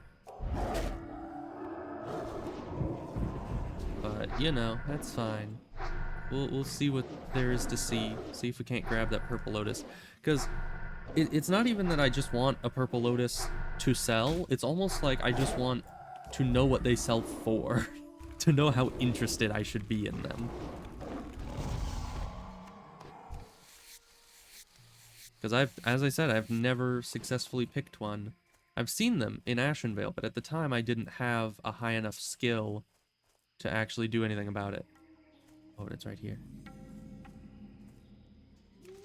Give it to me. How much will these sell for? Because I know black... Is it black lotus? The really high level lotus that's used in all raid elixirs. I know that sells for a premium. Okay, that's not too important. So it seems the name of lotus does not carry much weight. Is this place cleared out? Oh, it is. I had nothing to worry about anyways. Okay. Well, Goldthorn, here I come. And possibly death, here I come. Because if things respawn in here, I'm gonna be in a bad situation. Alright, we're good. We're fine. We're not dead. Yet. Man, but I'm quickly approaching 225 on my herbalism as well. I'm really gonna need to go and get that trained. Where do you even train that at? Can any... I think it's with gathering professions, any gathering trainer you can go to get the highest level of it, right? It's only like production professions that you need special trainers for, I think. And of course there's things like first aid that's kind of a collection or kind of a production profession, but it also takes like certain quests and stuff. Oh, and fishing. Fishing also has the special quests to progress. Which that fishing quest, I think to get the max level of skill is actually pretty tough. I'm not a fan.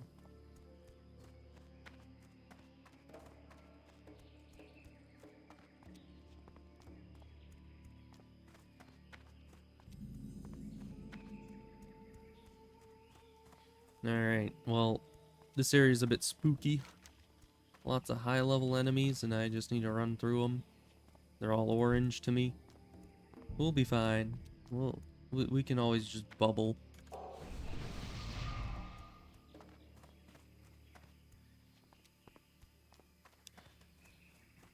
Oh, but that is an issue for once I get a mount. I won't be able to buff people running past them anymore if I'm up on my mount. It'll be quite depressing. Oh boy, the Gurubashi Arena. I should jump in there and see if the chest is available.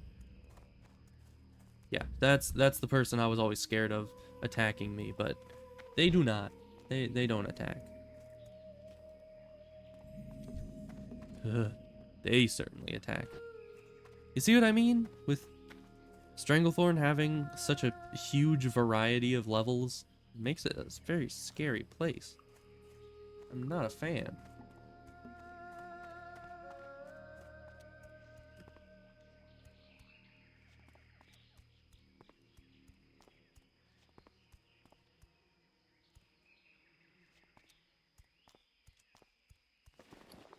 Of course, I'm not a fan of it even on non-hardcore, so it's weird that we have so many ooh. Now, hear me out. Where is this? Is that it? Up there? I don't think so.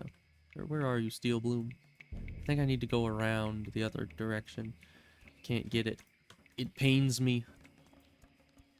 My greed for plants is so strong that even though everything around here is like orange or red, I'm like, must get Steel Bloom. I swear, it's a compulsion. Absolutely, like, it's just... I must. There's stealth tigers in there. Stealth panthers, technically. That's different. Panthers and tigers, very different. I must resist. I must disconnect from the greed to save my life.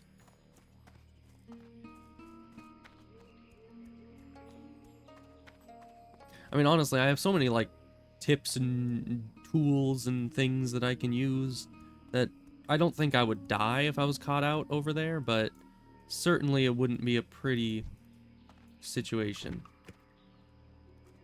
Because, you know, I just bubble and then they can't daze me until the bubble's gone, and then even if they do daze me, I can always Psychic Scream. If they resist that and I get low health, I can just use Desperate Prayer. If everything fails, I can do either Healing Spell, which has a 70% chance per hit to not be interrupted, or I can drink a health potion, or I can just spam heal and drink a mana potion. There's like a million different tools in my tool belt that I can use to not die on this character. But so I'm not really scared about, you know, a singular enemy killing me unless it's like a huge elite enemy, but still probably best to not risk it. But this place is safe, I think. You know, there's pirates right over the cliff.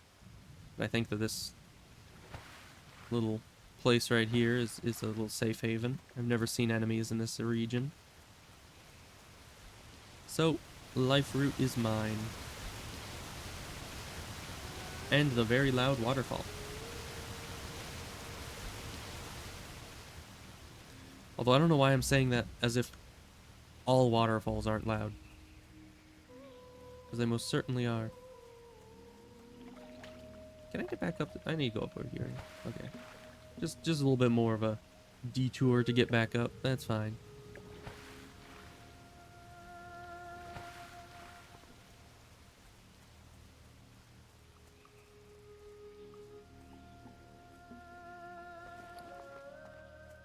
Now, I'm also considering that running through all of Stranglethorn to get down to Booty Bay might have not been the most time-efficient way of going about it. Because that was a long run, and it might have been best to just run, like, maybe back to Darkshire and use the flight path, or maybe Hearthstone and fly from Stormwind. I'm not certain, but all in all, we made it.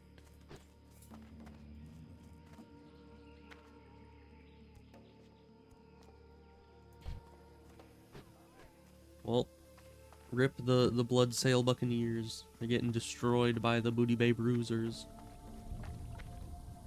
It's a lot of B. You know, the Booty Bay Bruiser beat up the Bloodsail Buccaneer.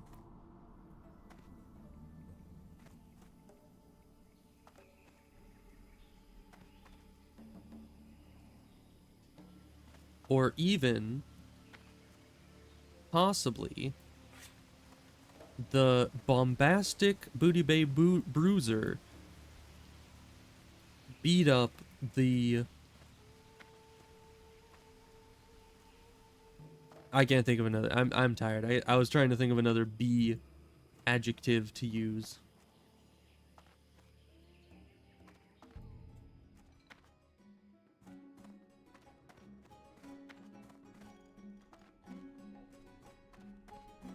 Okay, so this guy. Time is money, friend. Turn Oh, I this in. see. It's a Krazek's crockpot. An ingenious piece Bloodstone of work, ore. but it can break a spring or throw a gear now and then. Let me see what's wrong with this one. Yeah, that one you need mining for. Its steam So charger let's is see. rusted out, it has a cracked knuckle gasket, and its fobulator is missing teeth. I'm surprised Sure. the pot could even boil a turnip in this state. Can I Okay, so we fix need it? the ears. Of course I can fix it. We but there's need... a what's price. this? Oh yes, Tumbled there is crystals. Yeah, always we a need price. that. There is a mountain cave in Dry Whisker Gorge. We need to far do to the this. north in the Arathi Highlands. Haunted In Isle. that cave is rare ore, bloodstone. I think that's fine. Bloodstone in this cave is not of the highest grade, but even low-quality bloodstone is valuable to those with the knowledge to use it. I would like That some. one. I will fix your Okay. crockpot, but while I work on it, bring me samples of bloodstone. Bring me enough, and I'll even give you a bonus. Oh, and if you don't have the skill to mine it, find someone who does. Damn trolls! They've been killing off My our quest agents log's in the full. jungle. I've already Sad. lost a good number of my best guards to skirmishes with them. The costs are piling up. How will I explain this to Baron Revelgaz? Decisive action. There's a lot of quests Think, here. Kebok. You weren't assigned to the post you have today for sitting around. I've got We it. don't need the tail fins because we're not doing Adventure, that. Is it? You'll right help, now. won't you? There's money to be had. Here's the deal. You bring me the ears of 15 blood-scalp trolls, and I'll compensate you well. This is for the He's Badlands. done I it don't this know when I'll time. be there, Bad so enough I'll that Gelris I'll is get rid of that for muscling out the now. moguls who were appointed by the trade princes. Now he tries to cut in on the most notorious pirate. I'm not going to be around Revelgaz won't Alterac have for a it, while. and he's told me Let's to take care get of the rid of that problem in temporarily. my way. Theft. The venture company geologists near And Lake get rid of this one, Nasfaridi 'cause that's are elite, deeply and I'm not gonna be interested doing in that those for a while. strange blue crystals they have been finding in the mines. Bring me samples We of don't the need stones Zanzil's and their secret, 'cause that's a red geologists. quest, I don't care what I you think. have to do to get them. Yes, I do have something you could do, actually. Lieutenant Doran and his followers up in the Well, it north says- need their regular supplies from us. Says the They quest is haven't been complete. delivered, How does that work? And with the trolls attacking, Who am I'll I need supposed to someone talk to for do that? it. Doran's camp lies northwest of the road at the entrance to Stranglethorn from Duskwood. Give the supplies to Private Thorson. If he's not in the camp, then he'll be patrolling Revelgaz, where the southward. heck is he? He'll He's take up. care of them. Mind you, He's on if this you level. fail, you'll owe me restitution. Baron guess inside? Revelgaz has had me keep an ear out for rumors of the strange and out of place in Booty Bay and Stranglethorn. I don't usually put much stock in ghost stories, but I heard some sailors in the tavern talking about a haunted island off the coast. Water elementals and a raving goblin ghost, they say. If you're going to go talk to Revilgaz, could you relay that story to Oh, me? he's right here. I've gotten reports of a group of hunters that have set up camp upriver of the Venture Company Okay. mining camp on Lake Nazfariti. Now, And normally I then wouldn't care, but improbably supply I and heard that Emmett demand was Nessingwary also was what we one of want. the hunters there. He's certainly well connected, if you catch my meaning, and you never can be too safe. Why don't you go check out the camp, adventurer, see what they're about? The There's a singing mailbox. crystals are unique to Stranglethorn and are very Money. valuable to certain Money. parties. I can Thank move you. those crystals, but the cursed venture company makes it 17 hard for gold an honest already. entrepreneur like myself to gather any. I'd like to Absolutely hire you. rolling in it. The basilisks in Stranglethorn eat the crystal. This gives them their hardened skin, and sometimes decent quality crystal can be harvested from it. You can get it from any basilisk, but the less nasty ones are along the shores south of Zulkunda to the north. Interesting. Some time ago, I seem to remember reading a book once that suggested... of course, a troll legend it was. If what Krazek reports is true, perhaps I will soon be able to add the Stone of the Tides to my collection of ancient artifacts and relics. If there is indeed a goblin mage and water elementals haunting the island, it could mean the Stone of the Tides can be mine. I want you to locate this haunted island. Find out what's going on. Oh, Stone and if of you the perhaps want to Tides. find out more about the Isn't Stone that of the the Tides, stone- take this script to the Stormwind Library. They should be able to find you a copy of the book I first came across the legend in. Could Isn't- it be that Gazban actually discovered the stone? Shush. Isn't the Stone of the Tides the thing that Jaina used to drown, or attempt to drown Orgrimmar? Isn't that like... Isn't that thing? I don't think we want a goblin to be having such a powerful artifact, you know? If there is indeed a goblin mage and water elementals haunting the island, it could yeah, the it finest restart, leather so crafter we'll of the just South Seas and skip the past. world's old and new. That's what they call me. Me, Drizzlick, the finest Lee. Uh-huh. Well, my leather goods are known far and wide as the most exquisite, a connoisseur's choice. I've just received an order from Director Riddlevox of the Tinkers Union for a dozen of his favorite Excelsior line boots. Our best sellers, actually. To start on the basic shape, I'll need crocolisk skins from the crocs along the river in northern Stranglethorn. Shipments to Ratchet? Let me just check the logbooks. No, the most recent shipment I have on record of going out to Ratchet were boots from Drizzlick. Hasn't been much else other than building supplies and tools. Oh, what was Definitely that? no race parts. What was that quest we just got? I'm afraid I can't be of much more help to you, This one? adventurer. Fuel If regulator. you'd like to Where do we follow get up that? on it more, I'd suggest you go hit up the Baron himself. If there's anyone who that one. knows Revilgaz's business, it's Revilgaz. You'll find him at the tavern across the harbor, top floor. Oh, sure, of course I know what you're talking about.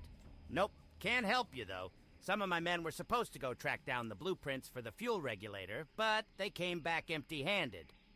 See, the venture company shredders out in Lake Nasfaridi in northern Alright, then. Stranglethorn Let's see. have been Let's equipped with a new fly model out fuel to regulator. Darkshire. I was thinking that So we have Potsik an would easier be way able to take walking back. advantage of it if he could get some details. Unfortunately, Kozel, the foreman out there, appears to be a little more clever than I gave him credit for.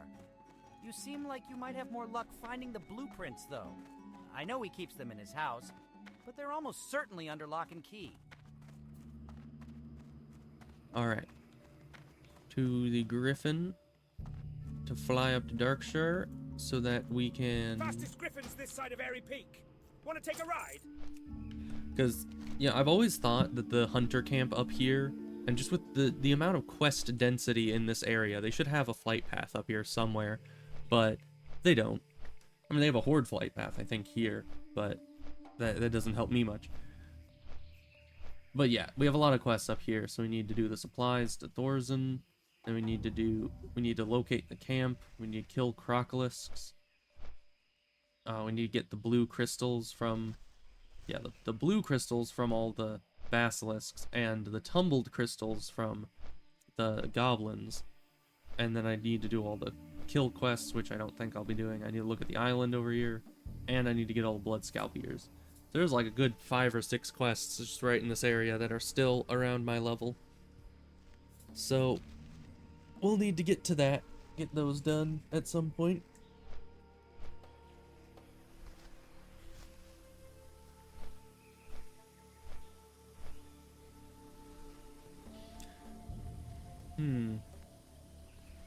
No, I was thinking, while we're flying, I could go and put in some food, but I don't think that would be a smart decision. Especially because, you know, if I land in Darkshire and then sit there for a few minutes, there's a good chance that somebody might manage to, like, lure Stitches up to me if he's standing there in the town. So I kind of want to be on the alert whenever I land in that town. It's a dangerous place. Even though I am the same level as Stitches now, which is kind of crazy. You know, just yesterday he was red. And now he's yellow. That's a big difference. Not that I could fight him still.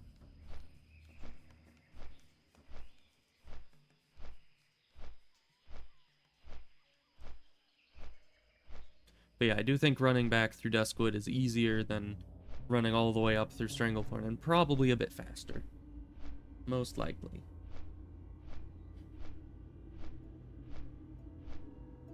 Although, I don't get as good of plants. You know, if I ran back through Stranglethorn, I might get more, you know, Steel Bloom and Goldthorn, but here you only get like King's Blood, and occasionally Steel Bloom, every so often.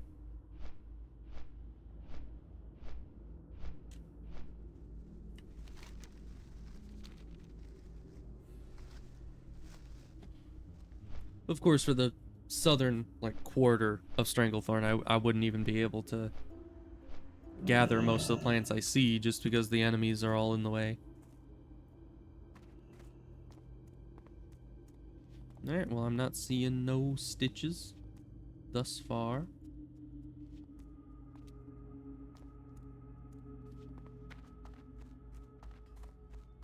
Of course, if I do see him, I'll hit him with one of my Shackle Undeads.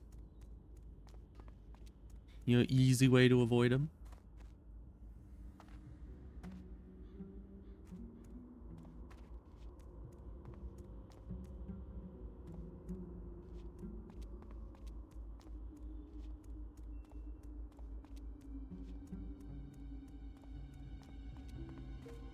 There's just more running.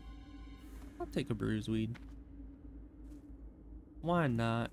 It may be gray, but it still sells for an amount of money. Let's see, how much do these sell for again? Yeah, $2.85. That's not bad.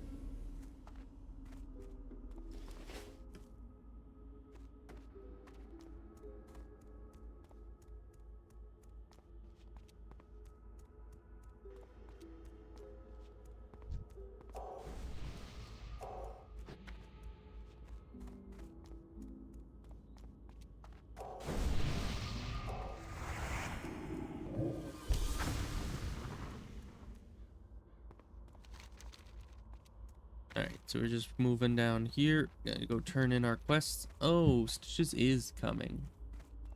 I mean, I guess you can always assume that. So why... I've always wondered, why do they send Need out help? all the women first? Well met. You need something? They're just like, oh, all you level 20 watchers, the lowest level watchers we have, go face the M monster before anybody else. Get out of here, Stitches. No one cares about you. Yeah, so he's not an issue.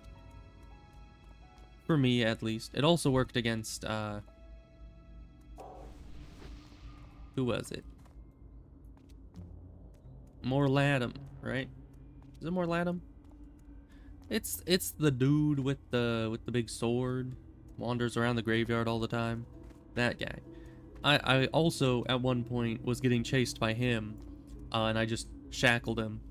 So it's very nice for getting away from deadly situations. Not that I was really worried about it. He's kind of slow, and I could just bubble away. So either way, I would have survived. It's just the shackle makes it a lot more fun. Because they just can't do anything about it. You just sit there for like 30 seconds, just stunned. It's quite nice. You know, this guy must be terrified, though. Like, every like, few minutes, he just sees Stitches walk by. Over and over again. Like, we have an entire stream of undead going straight towards the town. He probably thinks Darkshire's, like, completely overrun by this point.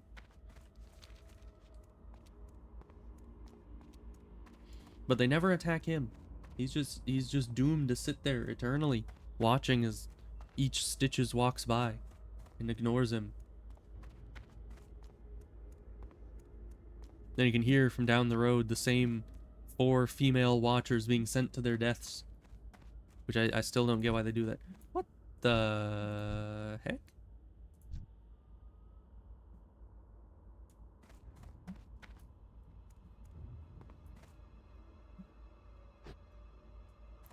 Okay then.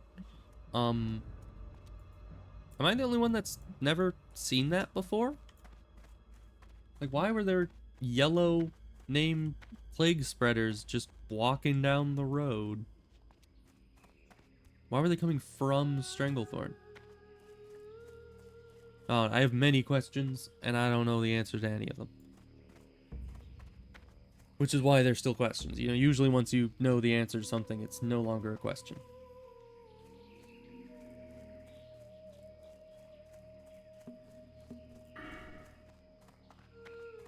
I'm glad I got the spiritual guidance fully maxed out. That's very nice.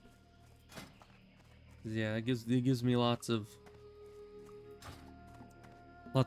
healing and damage and all that stuff. Where's the turn-in guy? Is he the guy that wanders down this way, and is he dead now? Can I not turn that in? Supplies to Thorsten. Yeah, Thorsten's the guy that moves down here. So let's see if he's down here still, and we can turn in. If not, I'll just need to come back to that one later. In the meantime, go and check out the camp, kill some crocolisks and some... Oh, hey, he's here. Nice. He's just chilling with a tiger. That's fine.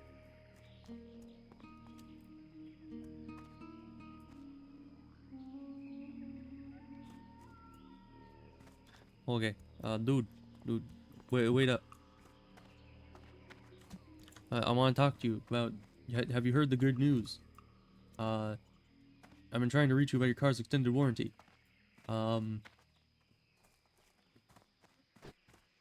I don't know. What other clickbait things can I say to him?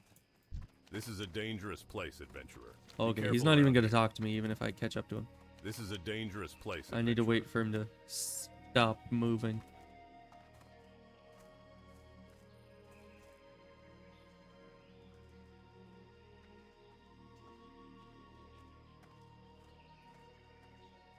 So we'll just wait. Just watch him. Be kind of a creep. And watching this guy walk back to his camp.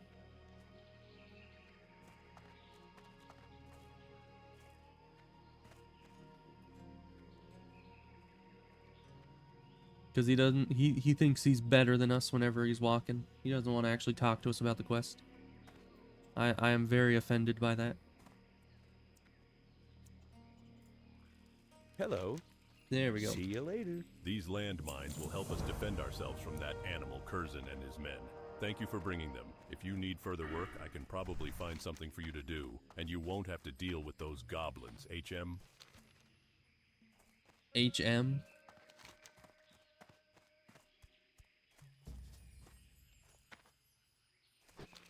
Yeah, I think it was supposed to be but it's just like the AI is like, yes, it is HM.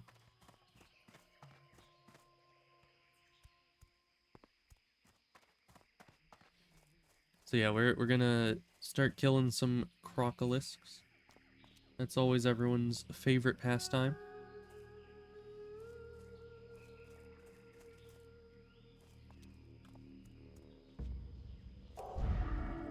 That's just a frenzy. Probably frenzy, yeah. All the crocolisks are actually on the shoreline.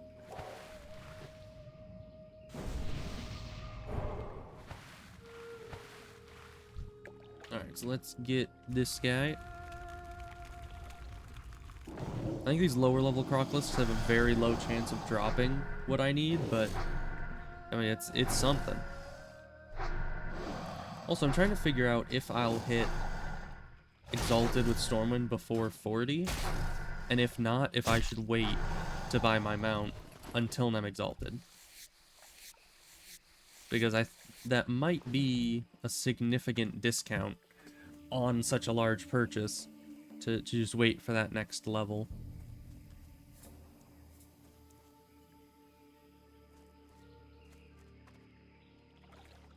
I like how my character's already been to this camp like 3 times before, but when they're told, hey, go find a hunter's camp in this exact location, they're like, they get here and they're like, oh, this hunter, I thought you meant a different one. Like, couldn't they have just said, oh yeah, I've already been there? But no, apparently not.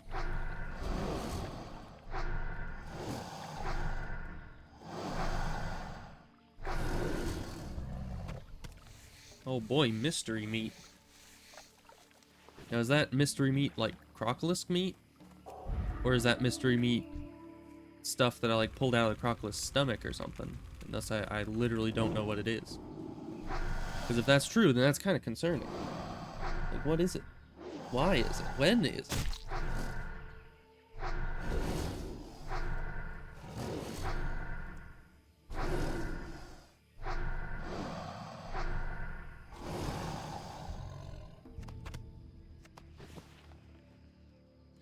Okay.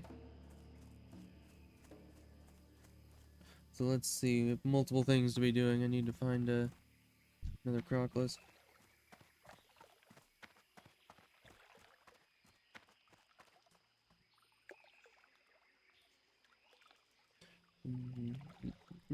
I need to actually start attacking this.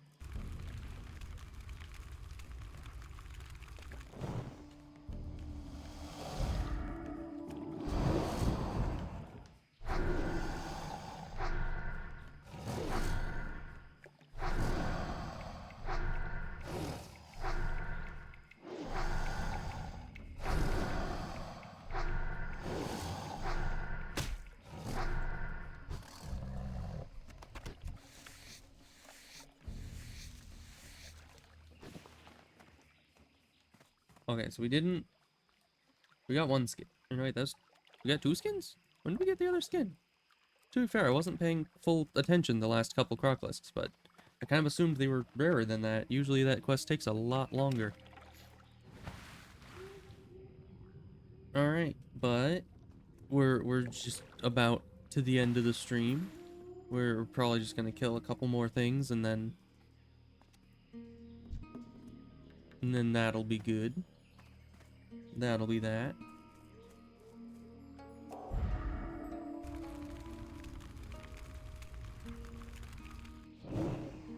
That was a bit of lag. Yeah, they dropped the chest. I wonder if anyone even goes for that. I don't think that it would be very smart to.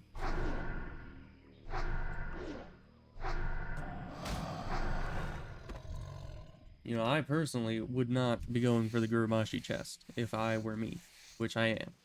So I won't be. But let me see.